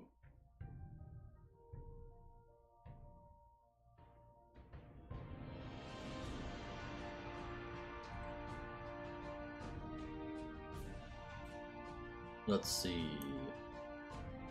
The outline's black.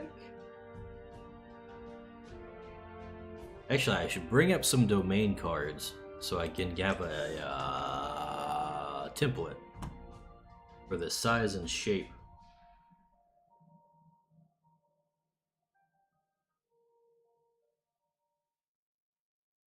This is really gonna crash something, I bet.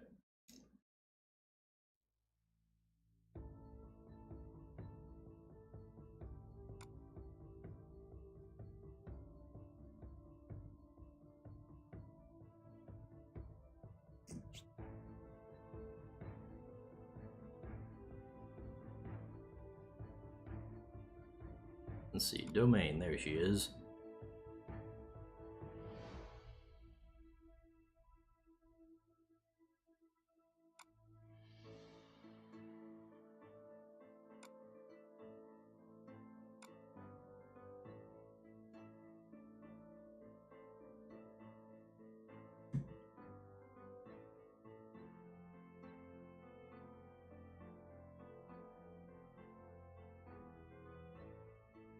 There we go.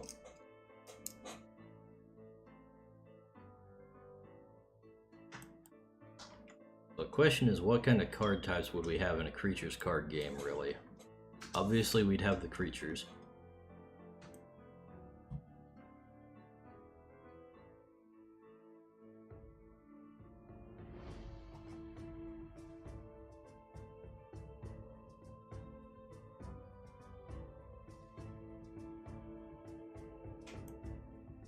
There we go. Got the border.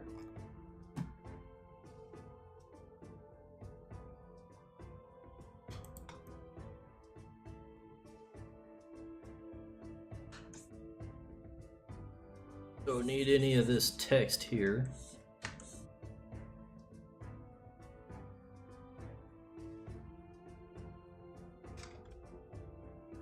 Whoops.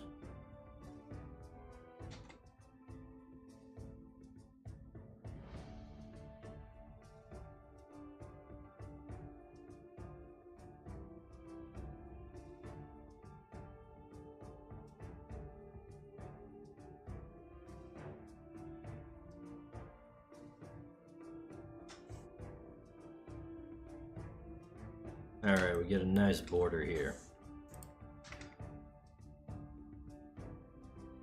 Let's go ahead and take Pern as our prime example, since we just did him.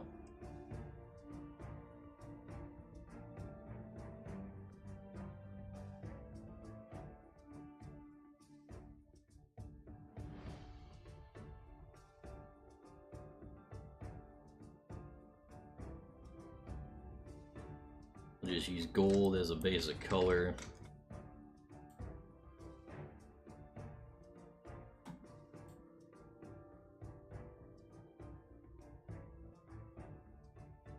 Dang it.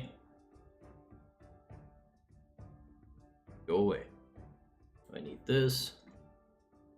One thing that bugs me about CSP is if you just drag a picture, an image file into it, it opens it up into a new tab all the time. I wonder if there's a way to turn that off.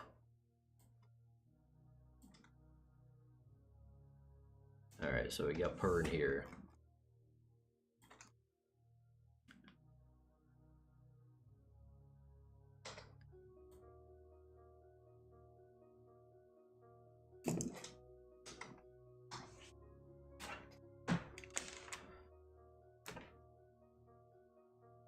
And wrong color text.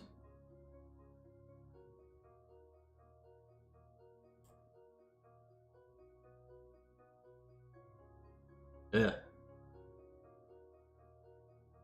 Change that font.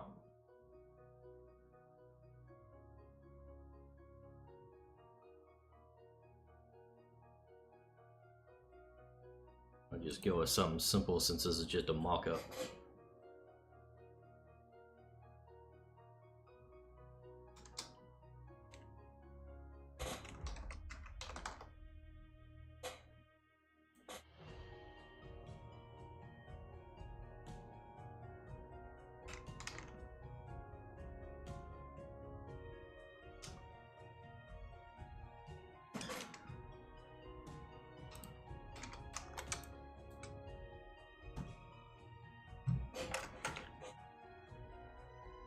Alright, now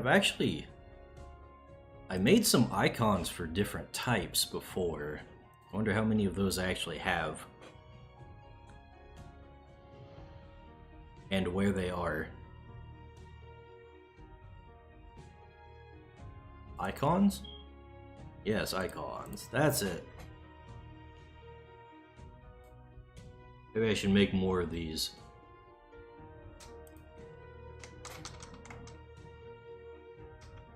Whoops.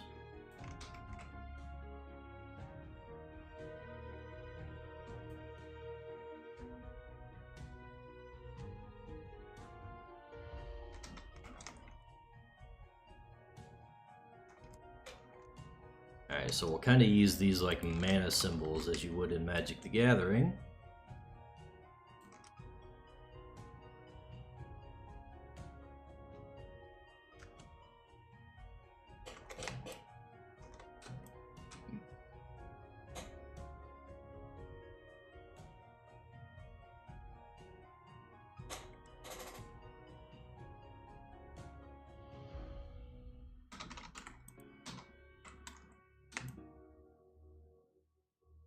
Oh, come on. Oh, wait a second. Aha! That's how you do it.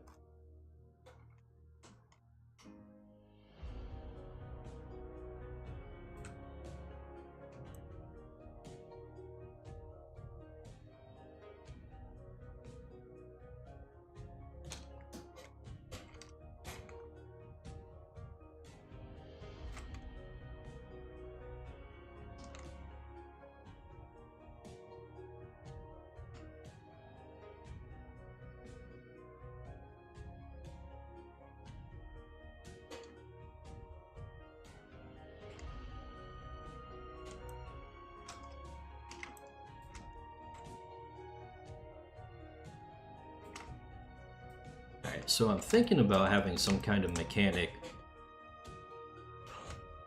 that operates off of costs in order to make you balance out your team. Because I don't really like the whole thing in Pokemon where you literally evolve your Pokemon in the middle of the battle. I feel like that's really outside of the flavor.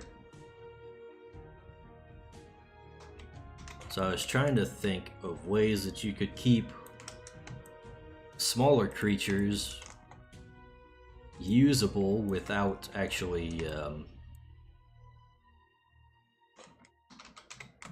doing something along those lines.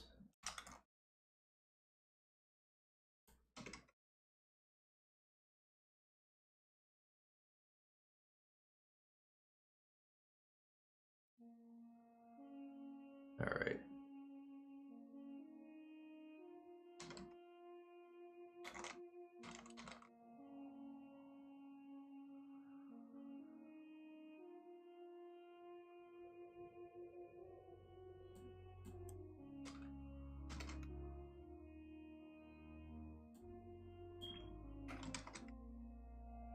And we'll make this the makeshift fire symbol.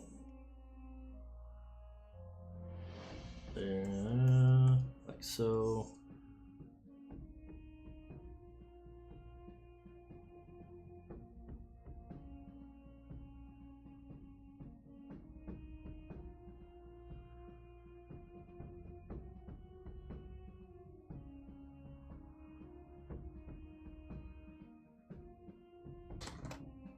Whoops.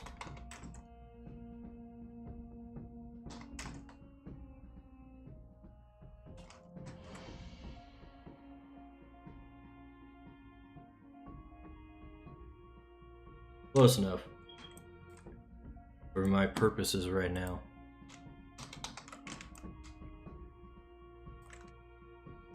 Alright, so this is Pern. He's undead and he's fire, but then he's got an undead class, a fire class, and a beast class, so that's represented by all of these things. Actually, maybe we should probably put him over on the other side.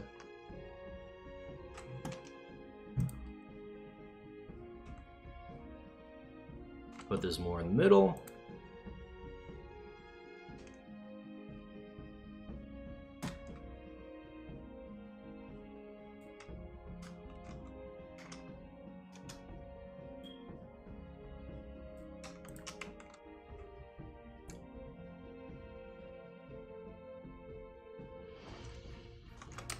There we go.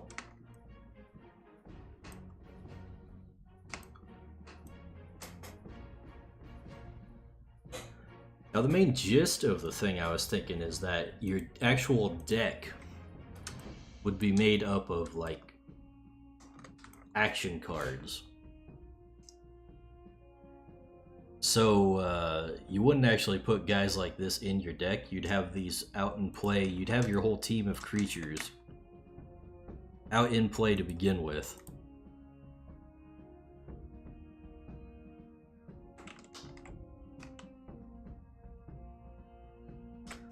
Then the actual things you can do with them would be based on what cards you draw there.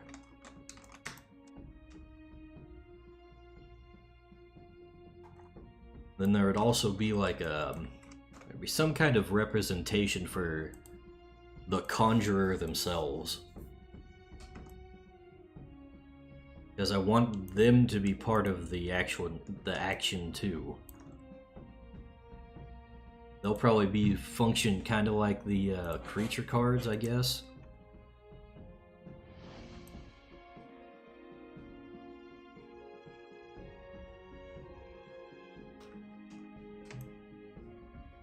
So what would we have for the creature cards? We'll need health.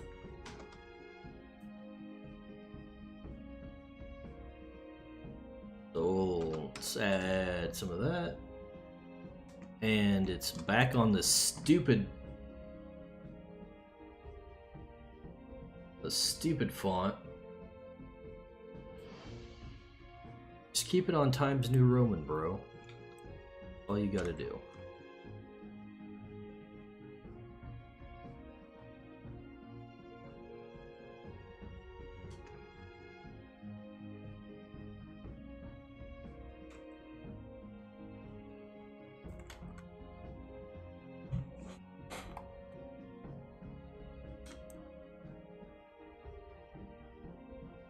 I think the real question is, how would I balance out lower stage metamorphoses with the higher stage ones?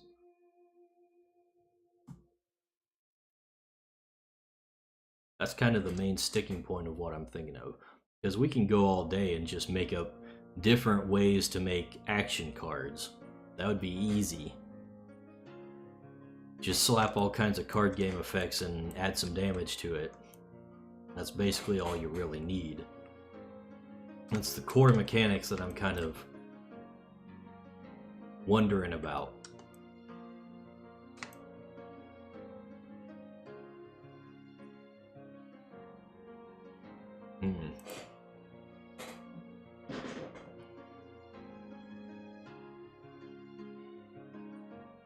Maybe...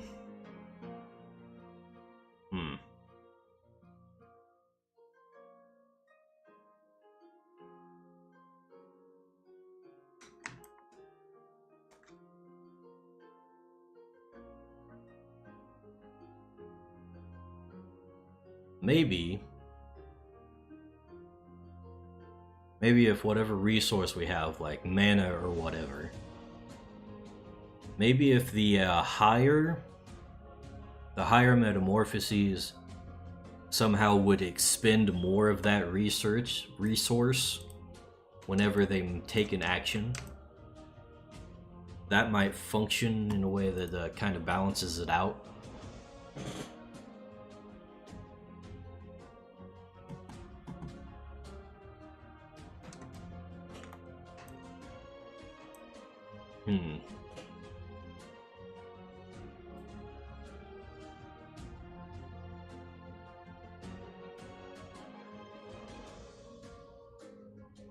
So,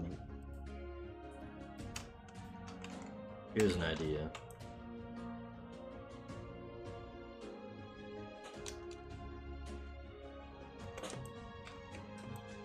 What if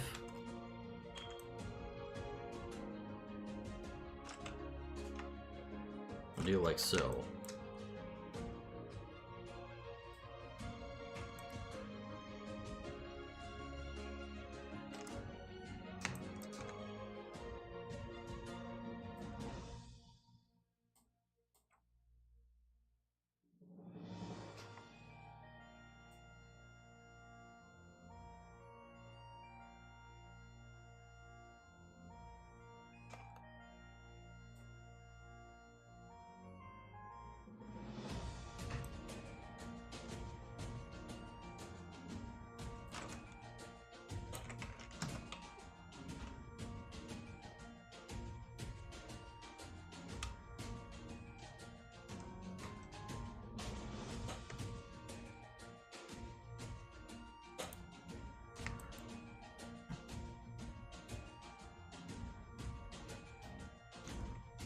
Alright, let's put you more in the middle there. It's bugging me.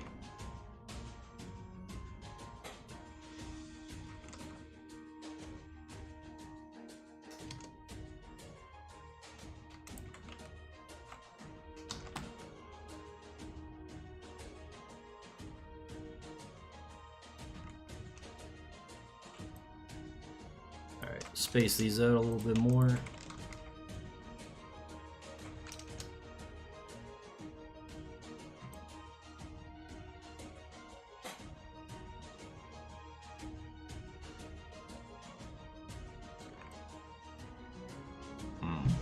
I think the main question here, besides all the questions I had before,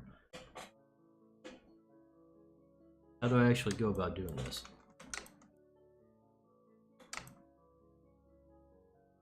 Oh, let's see.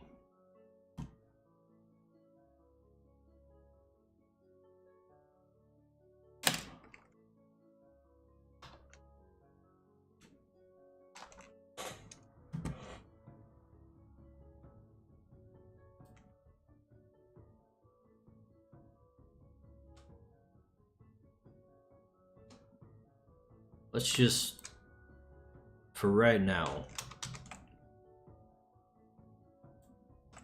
we'll just give like a flat out bonus based on how much you consume.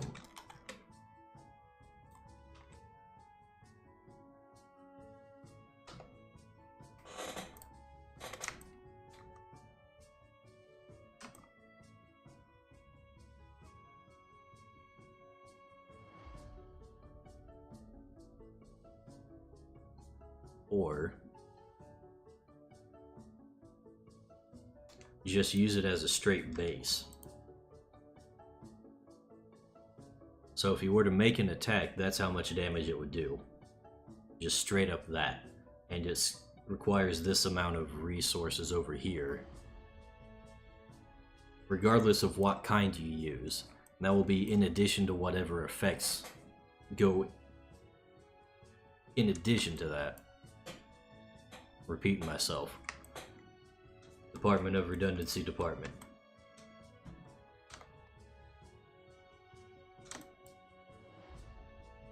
So we might have like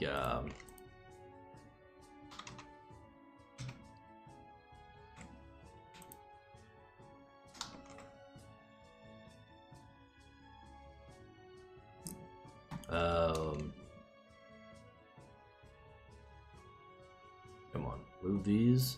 Okay. Alright, nice. We'll go up here, we'll have some kind of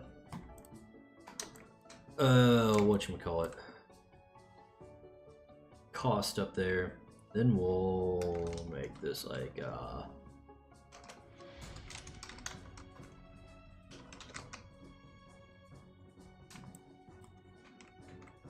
make this a sample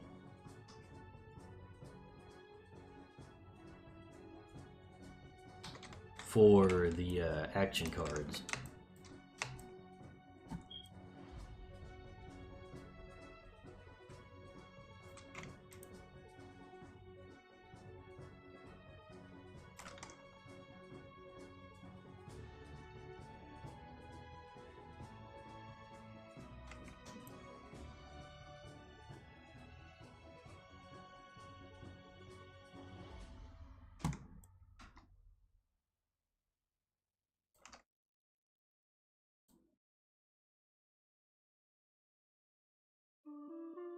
What the hell? How'd that get over there?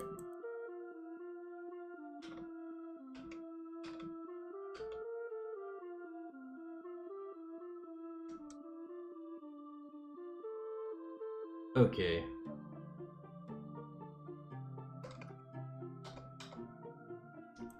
I guess we'll just have to move the other thing.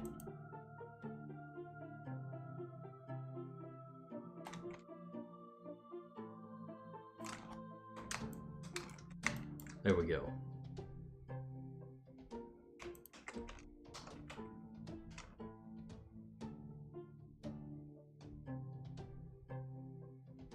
let's keep it towards the top actually.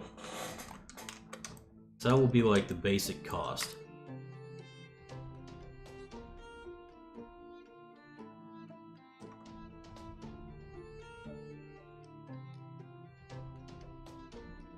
And then when Pern uses it, it will cost an additional 2.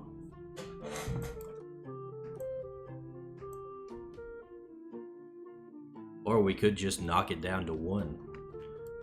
Cost 1, deals an extra 20. Or deals 20 flat out. I feel like that's a little more realistic numbers to use. Since Pern is still basically just a stage 1 metamorphosis, although he'd be one of the stronger ones.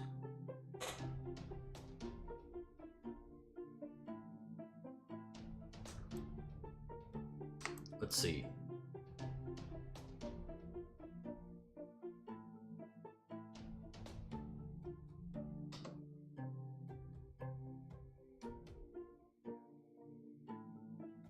Then we can say Flame Tongue,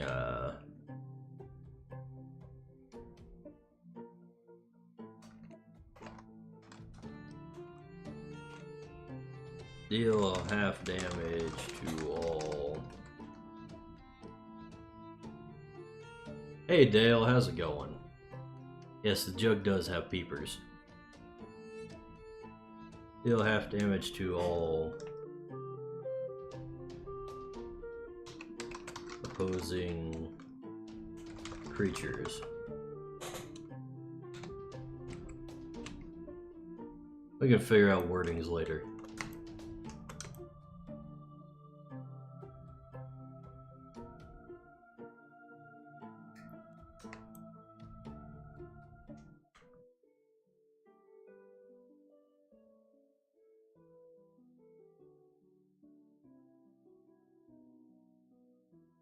You know what?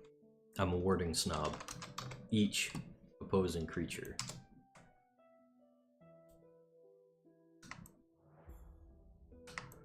Alright.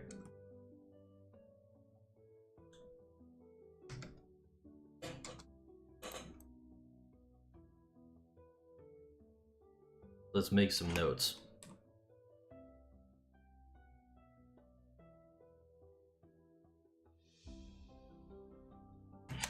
Actually, it might be better if I just wrote this by hand. Alright.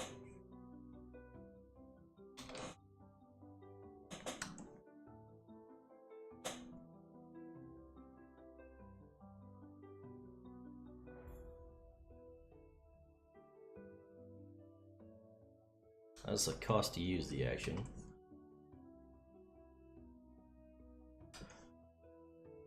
Effect, obviously.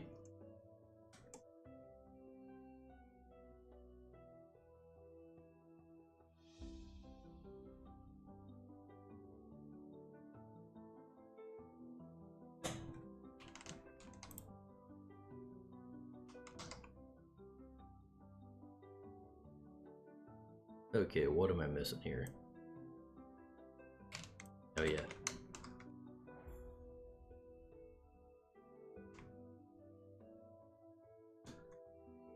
You look respectfully. He's a shy little guy. Alright.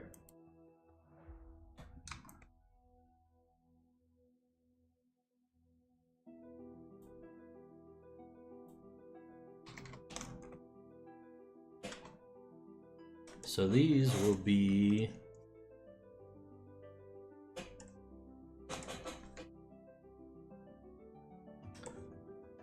the additional cost.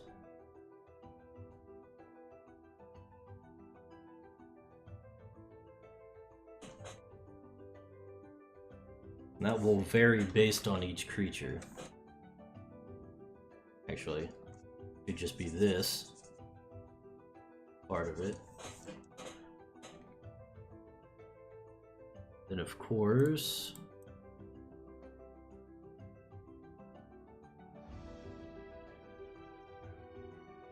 where are the numbers at? Come on.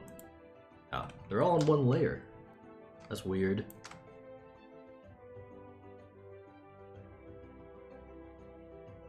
Alright. Then these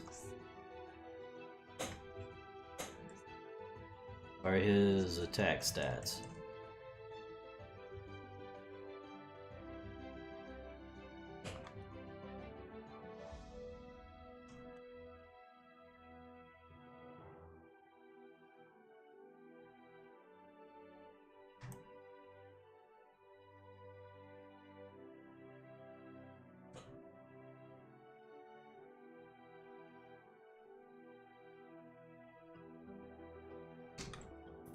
Oh yeah. We're also gonna need... What is this?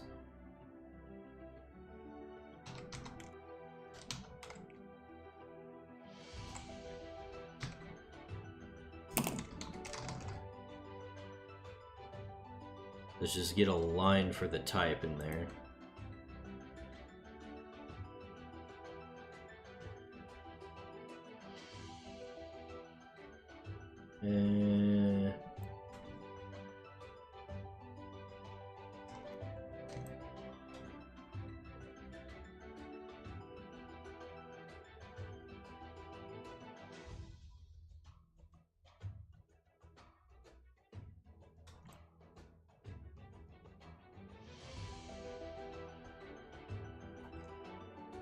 We can also say that these are able to use basic attacks. Plus...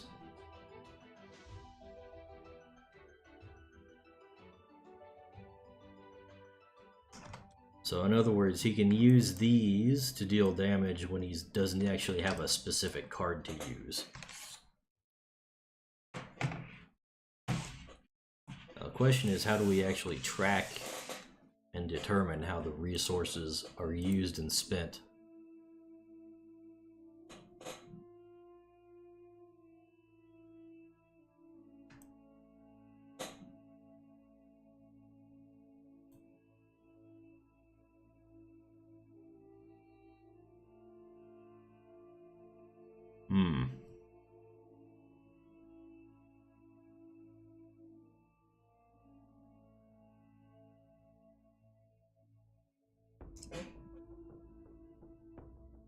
Could probably do it kind of collectively, like the entire team all pools their mana or whatever.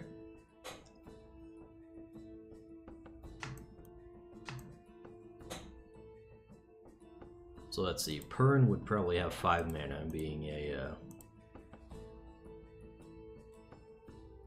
being the level of creature that he is.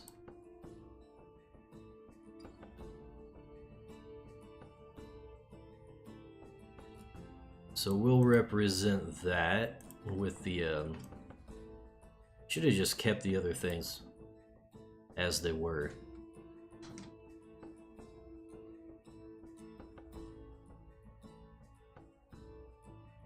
What's this?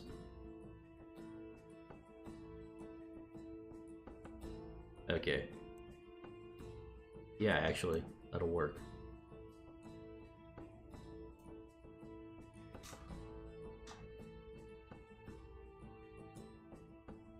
Alright.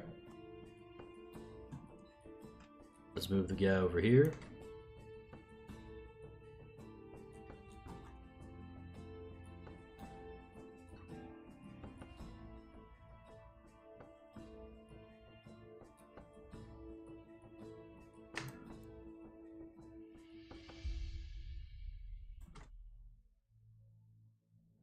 Whoops. Oh, wait. There's another one. We got too many icons. Move this down.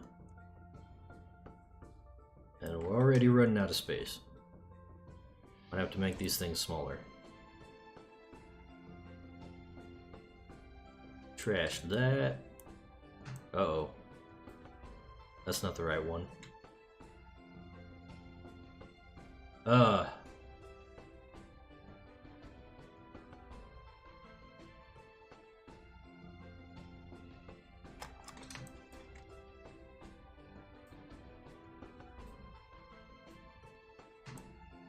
Okay.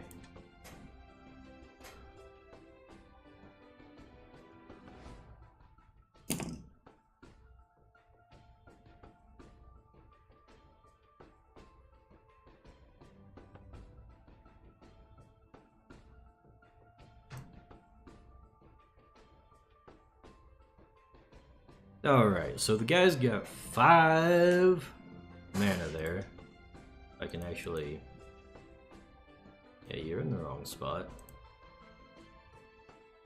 Put this one down here.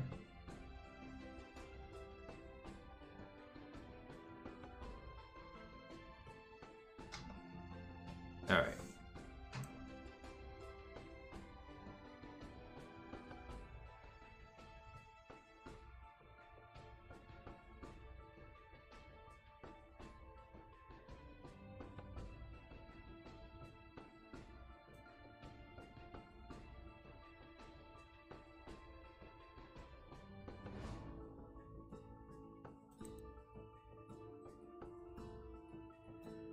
Let's squish this all down.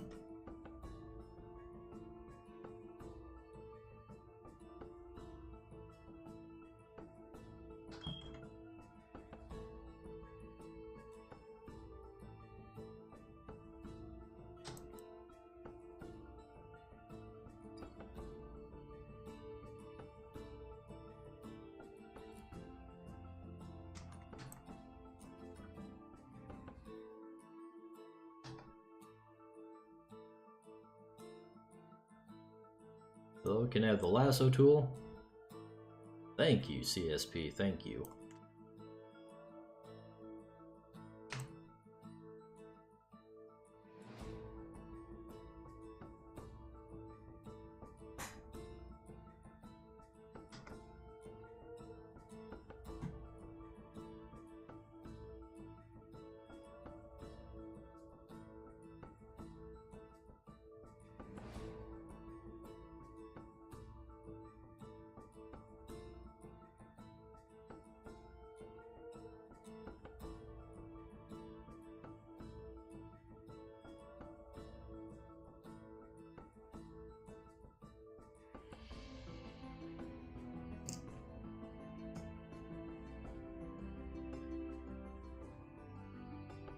This is probably going to need a lot of just straight up brainstorming that I might not be able to do on stream. I kind of think I've got a basic gist going that I can probably work from.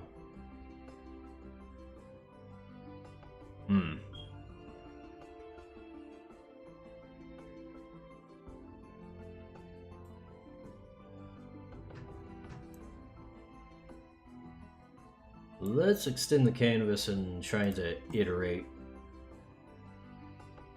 off of this.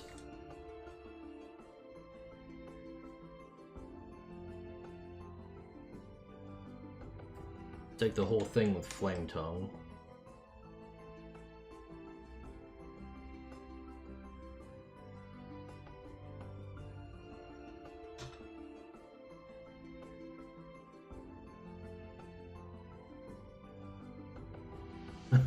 Your brain be aching? Oof. Mine too. This is definitely outside what I'm usually experienced with in terms of card games. I'm usually more on the side of like Magic and Yu-Gi-Oh! Well, I guess Yu-Gi-Oh! I played some. But games to that effect. This is more along the lines of Pokemon or some kind of a duel type of card game. Closest I got to that, well, it was actual Pokemon, but that was when I was a little kid, and I now know the Pokemon is garbagely designed. But also, Dragon Ball Z card game was kind of in the vein of what I'm envisioning. Alright.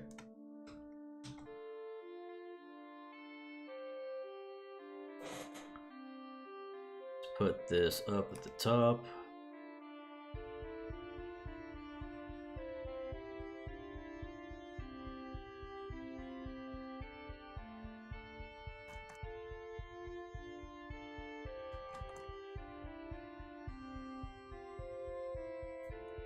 Okay, that's the right one. No, I should probably put these in folders.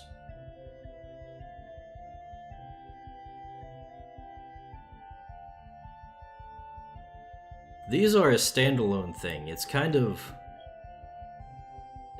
an exercise that I might turn into just something real later. But I've basically got the general gist of Crytures down from a mechanical standpoint. I feel the need to design something else from scratch.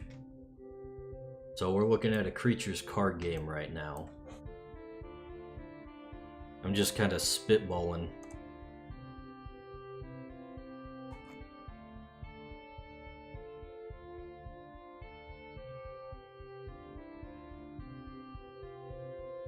We're gonna delete that one.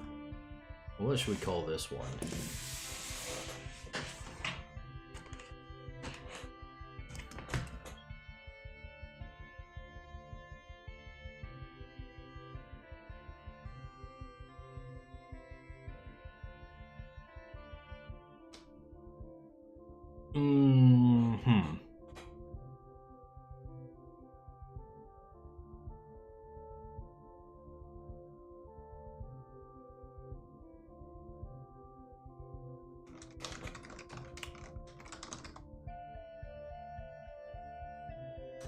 I'll make this the Vampire Bite or something like that.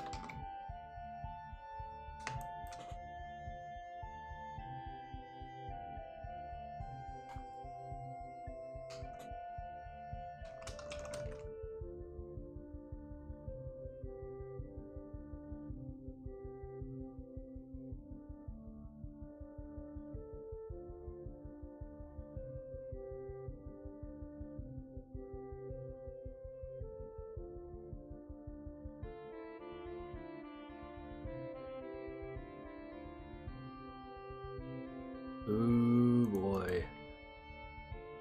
I have to say, I do not like editing text in CSP. Probably going to be doing this in Photoshop if I ever do it again.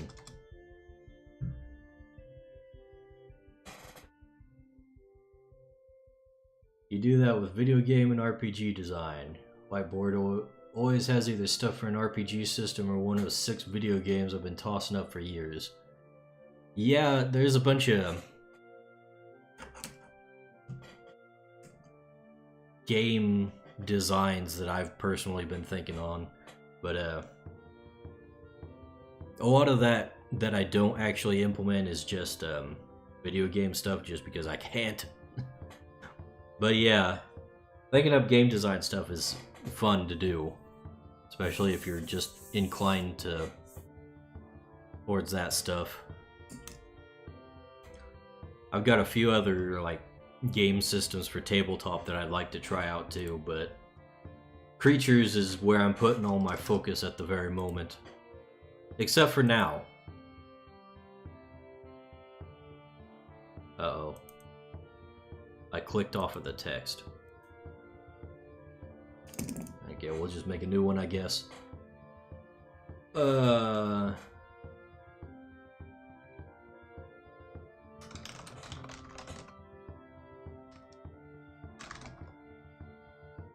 Remove.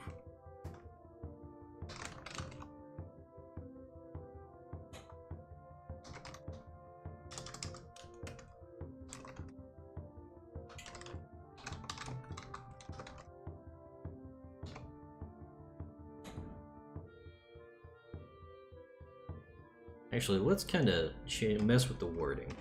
Attack for... Let's see. Base damage. Attack for base damage and remove 10 damage from attacking creature.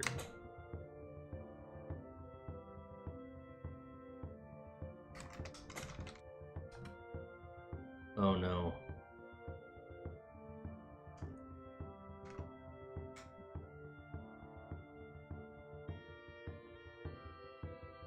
What?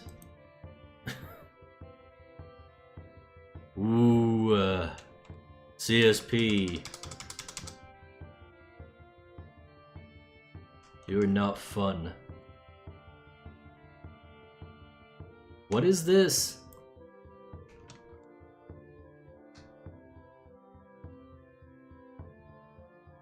Why does it just make a copy? What?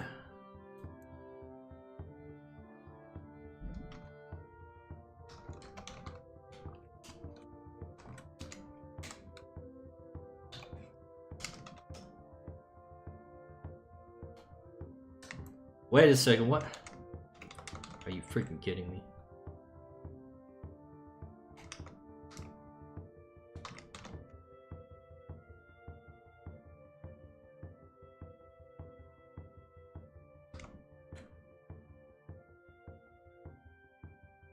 Yes, it's a copy on the same layer in the same text bubble. The CSP is, yeah. Definitely not the one to use for this kind of thing. I'd boot up Photoshop right now, but I think it would crash something.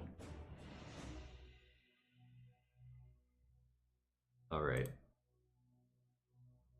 Now this. Oh, I want to select this.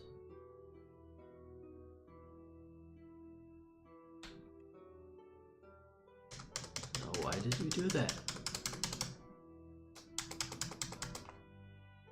Not only is it Garbo, it just doesn't make any sense.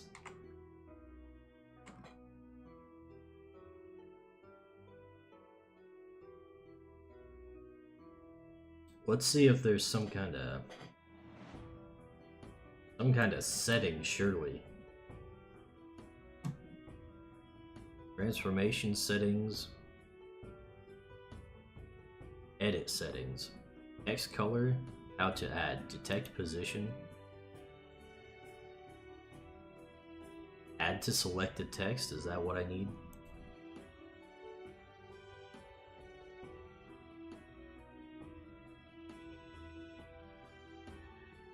Yes, okay.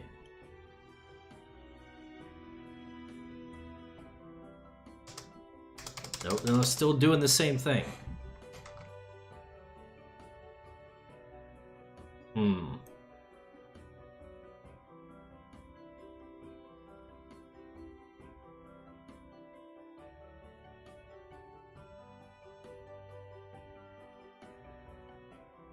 Reading? What is this reading thing? Text direction. Canvas setting. Use half width. Wrap text to frame. Edge background color.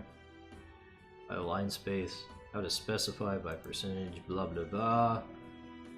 You guys can't see any of this because the menus don't show up.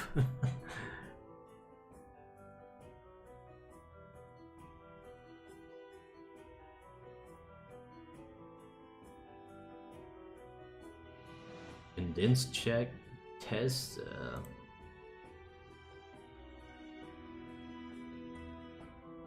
create layer always, is that the thing we need?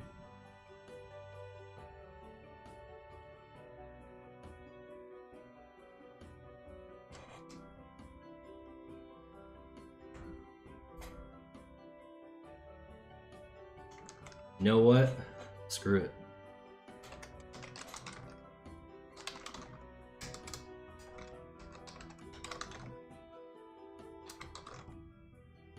For half damage. Damage! Is gonna delete that whole thing.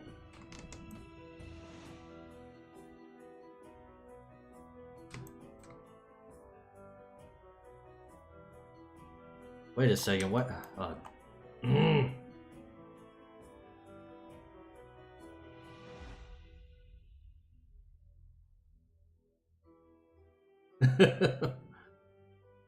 Yeah, we may have to look up a tutorial just to put text in CSP.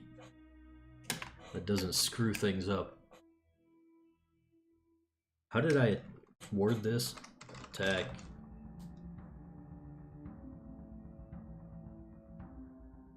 Oh, right. Okay.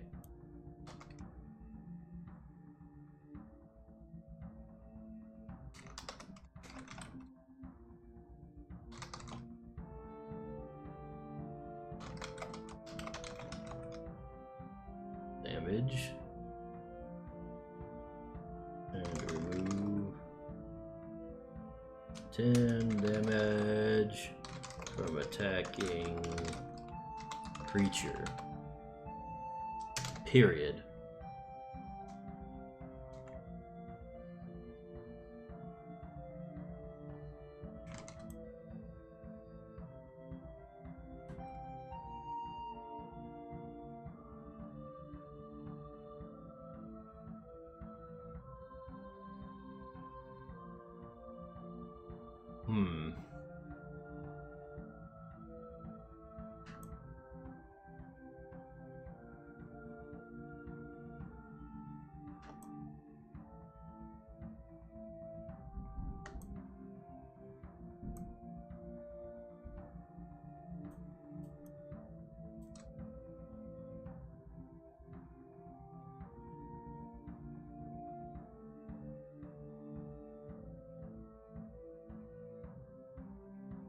I don't think I've even decided on how the actual resource management is going to work. I suppose that, like, each turn, you would pool all of the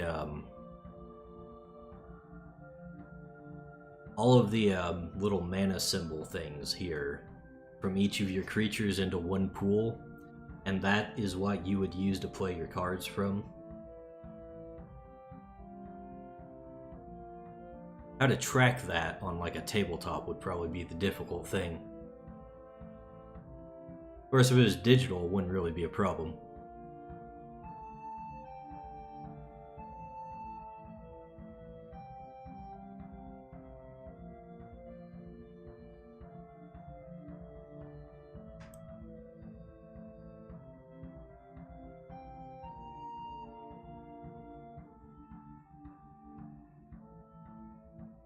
Of course, we could just make the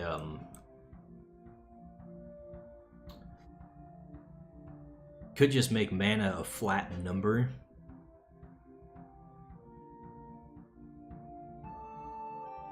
Rather than having a specific typing to it.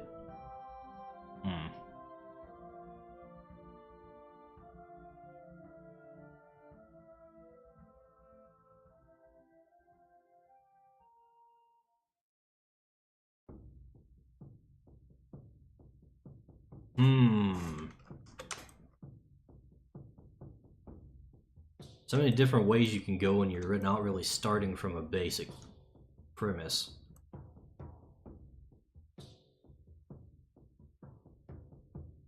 A lot different from Domain, where it was based on magic.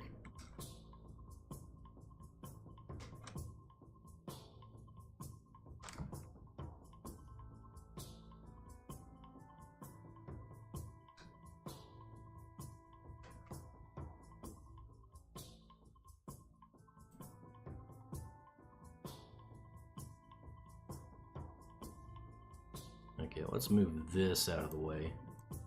That way we can duplicate the entire...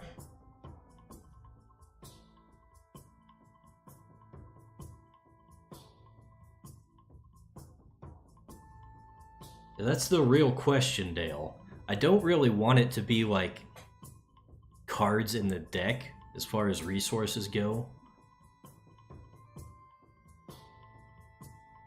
I think I'm going to have like the these things on the side of the card. I think those are going to be like kind of how much mana the creature generates of each type each turn. Is kind of the way I'm going with it. But being able to track that over the course of a turn is kind of the sticking point.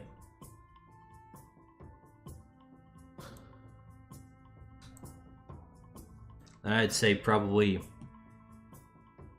all the creatures can pull from the same pool of mana. It's all just kind of pooled together for your action costs.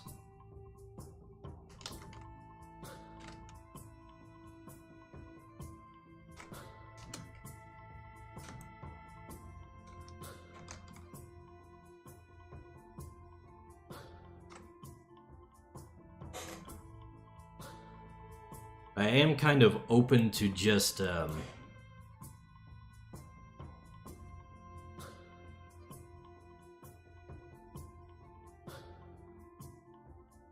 small dice.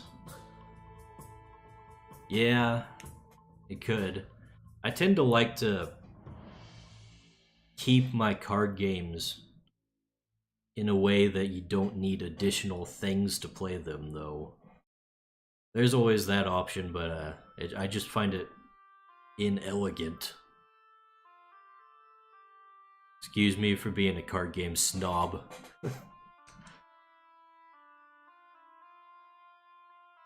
I just prefer to have everything available to you in the deck.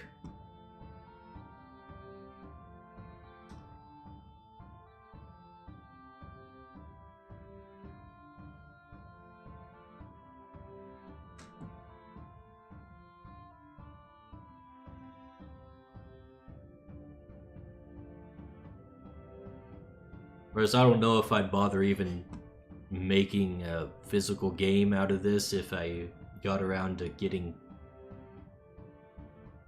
it into a workable condition. I don't know. I'm kind of making it on the off chance that I have an opportunity to like grab up a programmer or something and I can just whip out something relatively simple. Of course, I probably need to test it in some way. Physical cards might not be the best way, though. I actually have a... what's that called? Cockatrice? The magic program that's like the old Chandler game, but lets you add custom cards and just kind of play.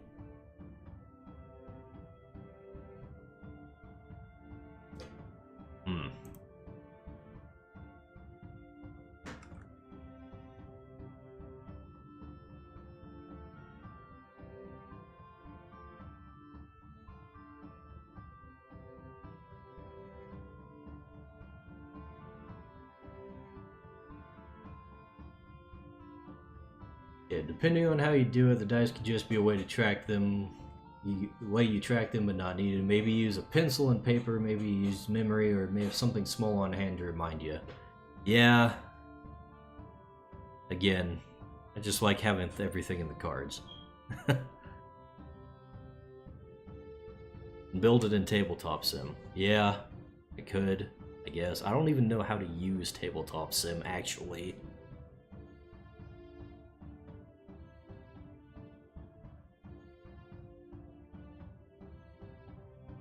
Funny you should bring up Flesh and Blood, because that's one of the kind of genres of card games I'm trying to go after.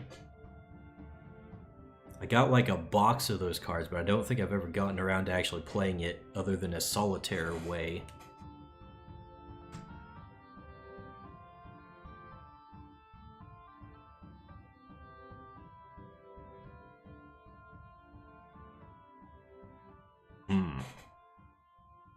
Doing it in such a way that you discard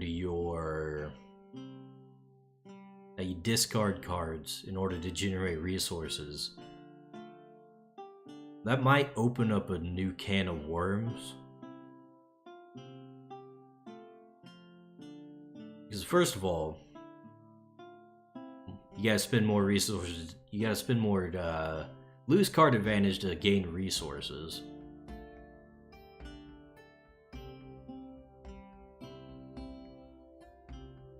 Then just the whole issue is that there's like 16 different creature types, and I kind of want to have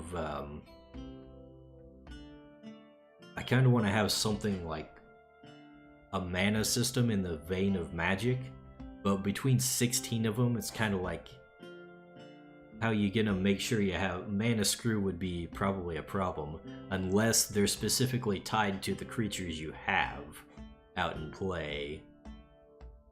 Maybe you could just, as just a generic thing, you could discard any given card and that generates a certain amount of mana according to the creature. Like, say we've got Pern out in play here. He's got, you know, the 5 mana broken down in 2 undead, 2 fire, 1 beast. Anytime you discard a card for resources, you generate that much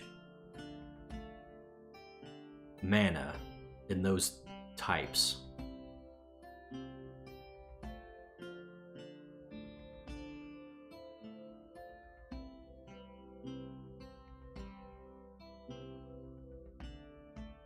Yeah, but what would those 2 or 3 be?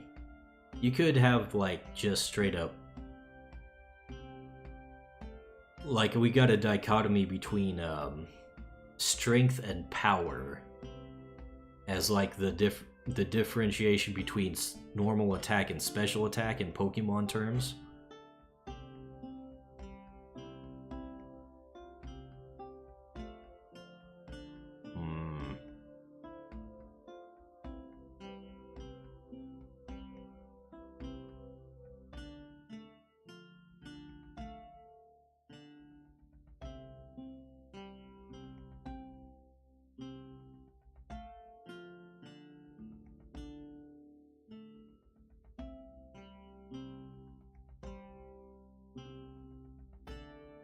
I definitely get what you're saying from a game mechanics point of view, but I just don't know how to lump them all into that few of a color wheel system. It just feels like it wouldn't make sense. I think if tying it to the specific creatures might mitigate the issue. Because once you build your deck with your specific creatures as the like the front line, as the creatures themselves, I don't intend to have actual as part of the deck. They'll be kind of like the hero type of card in like Flesh and Blood, like your hero and your equipment and stuff like that.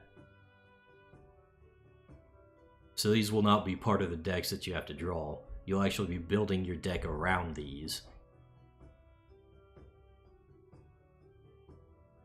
So in that vein, it's kind of your fault if you mix and match a whole bunch of disparate types that aren't really,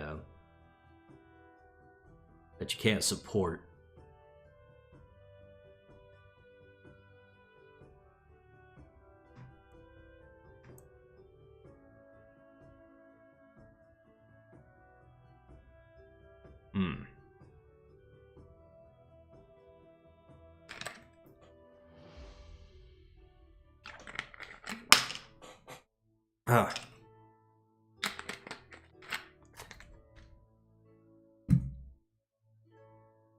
Making up rules is thirsty work.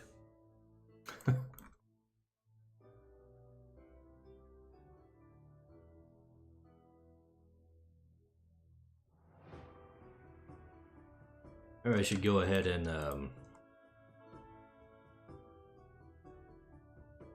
let's see, what was it?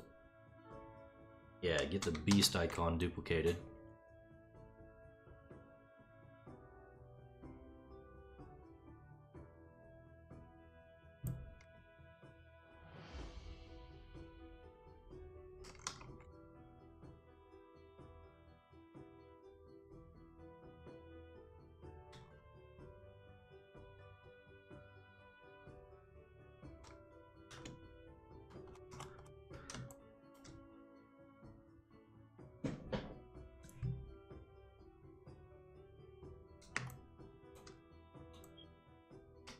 Whoop.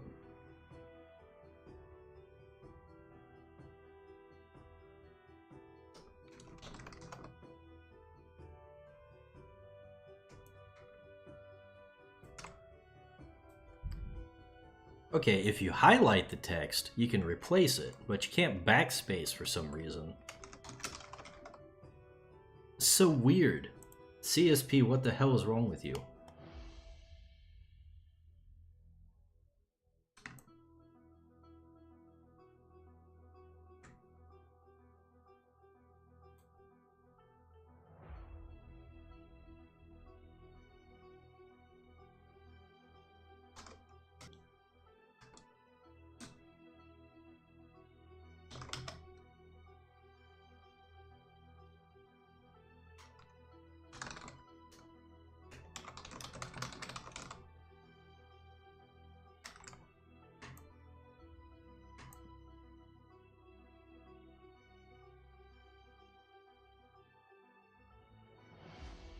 Hmm.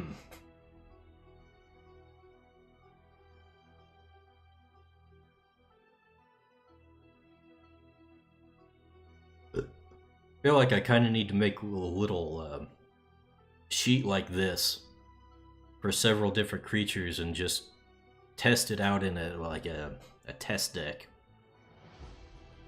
See which kind of thing actually functions better.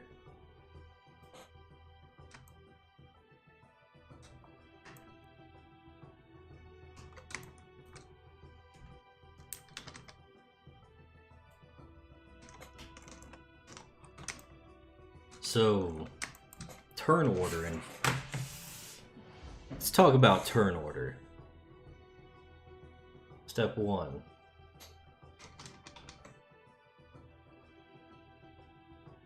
Yeah, that's a terrible step.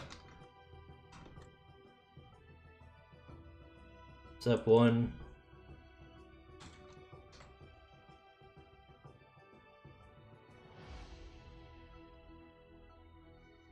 Refill hand. Not sure how many cards we need in the hand, but that'll be something sussed out after testing.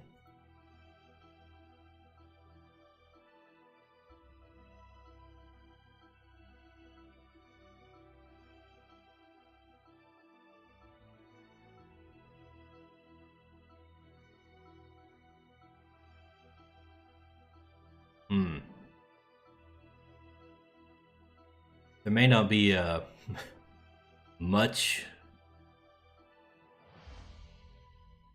else that I need to define in the turn, actually.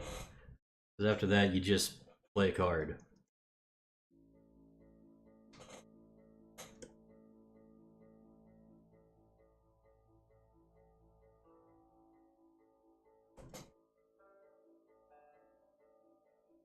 Well, actually, step 2 might be generate your mana. In whatever way I decide to do that.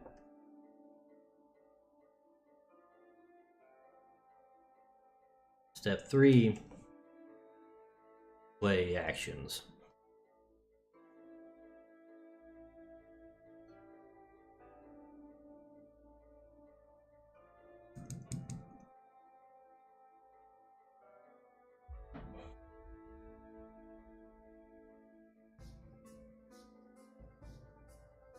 And I guess step 4 is just in turn.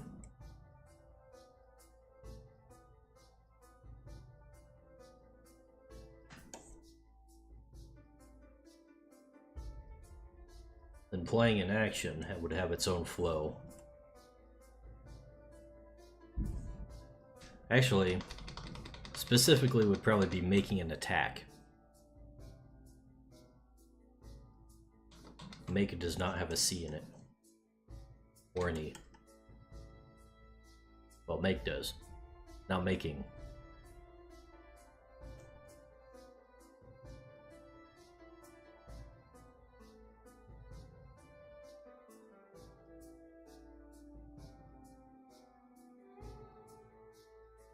Two. Choose target.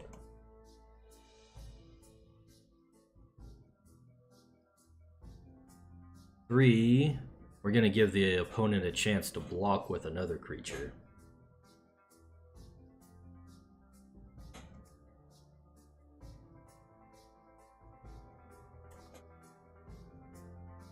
That way we can have a roll for tank creatures, so they could soak up some damage on behalf of other things.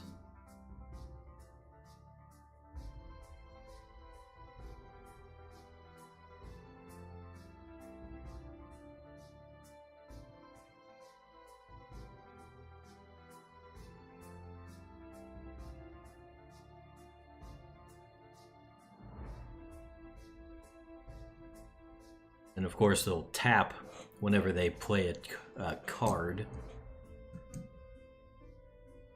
So you'll play a card, you'll decide which creature is using it.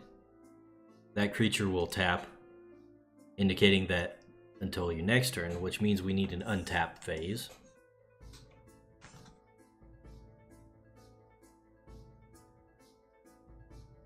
Yeah, we'll just refer to it as tapping for simplicity.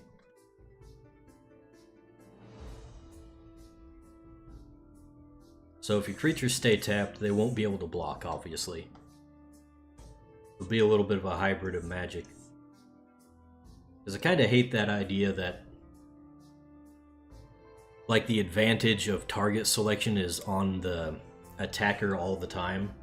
I think that's something Magic gets right, that they actually have it on the defender. I think that makes for a better game in general. So we'll kind of go with a hybrid system.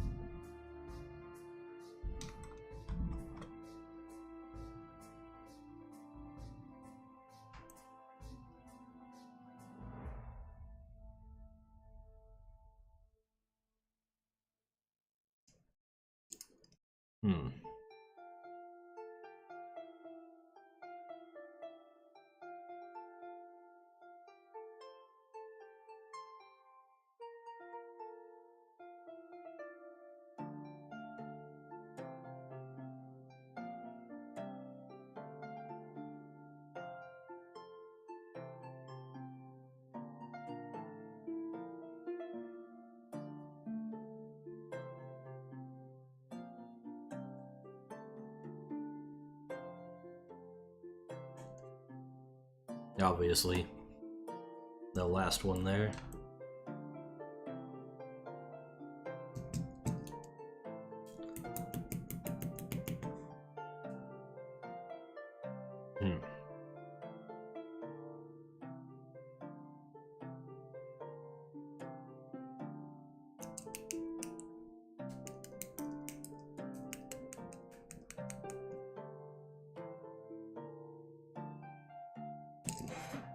You know, maybe it's about time I just called it quits on the stream and kind of brainstormed for this off stream.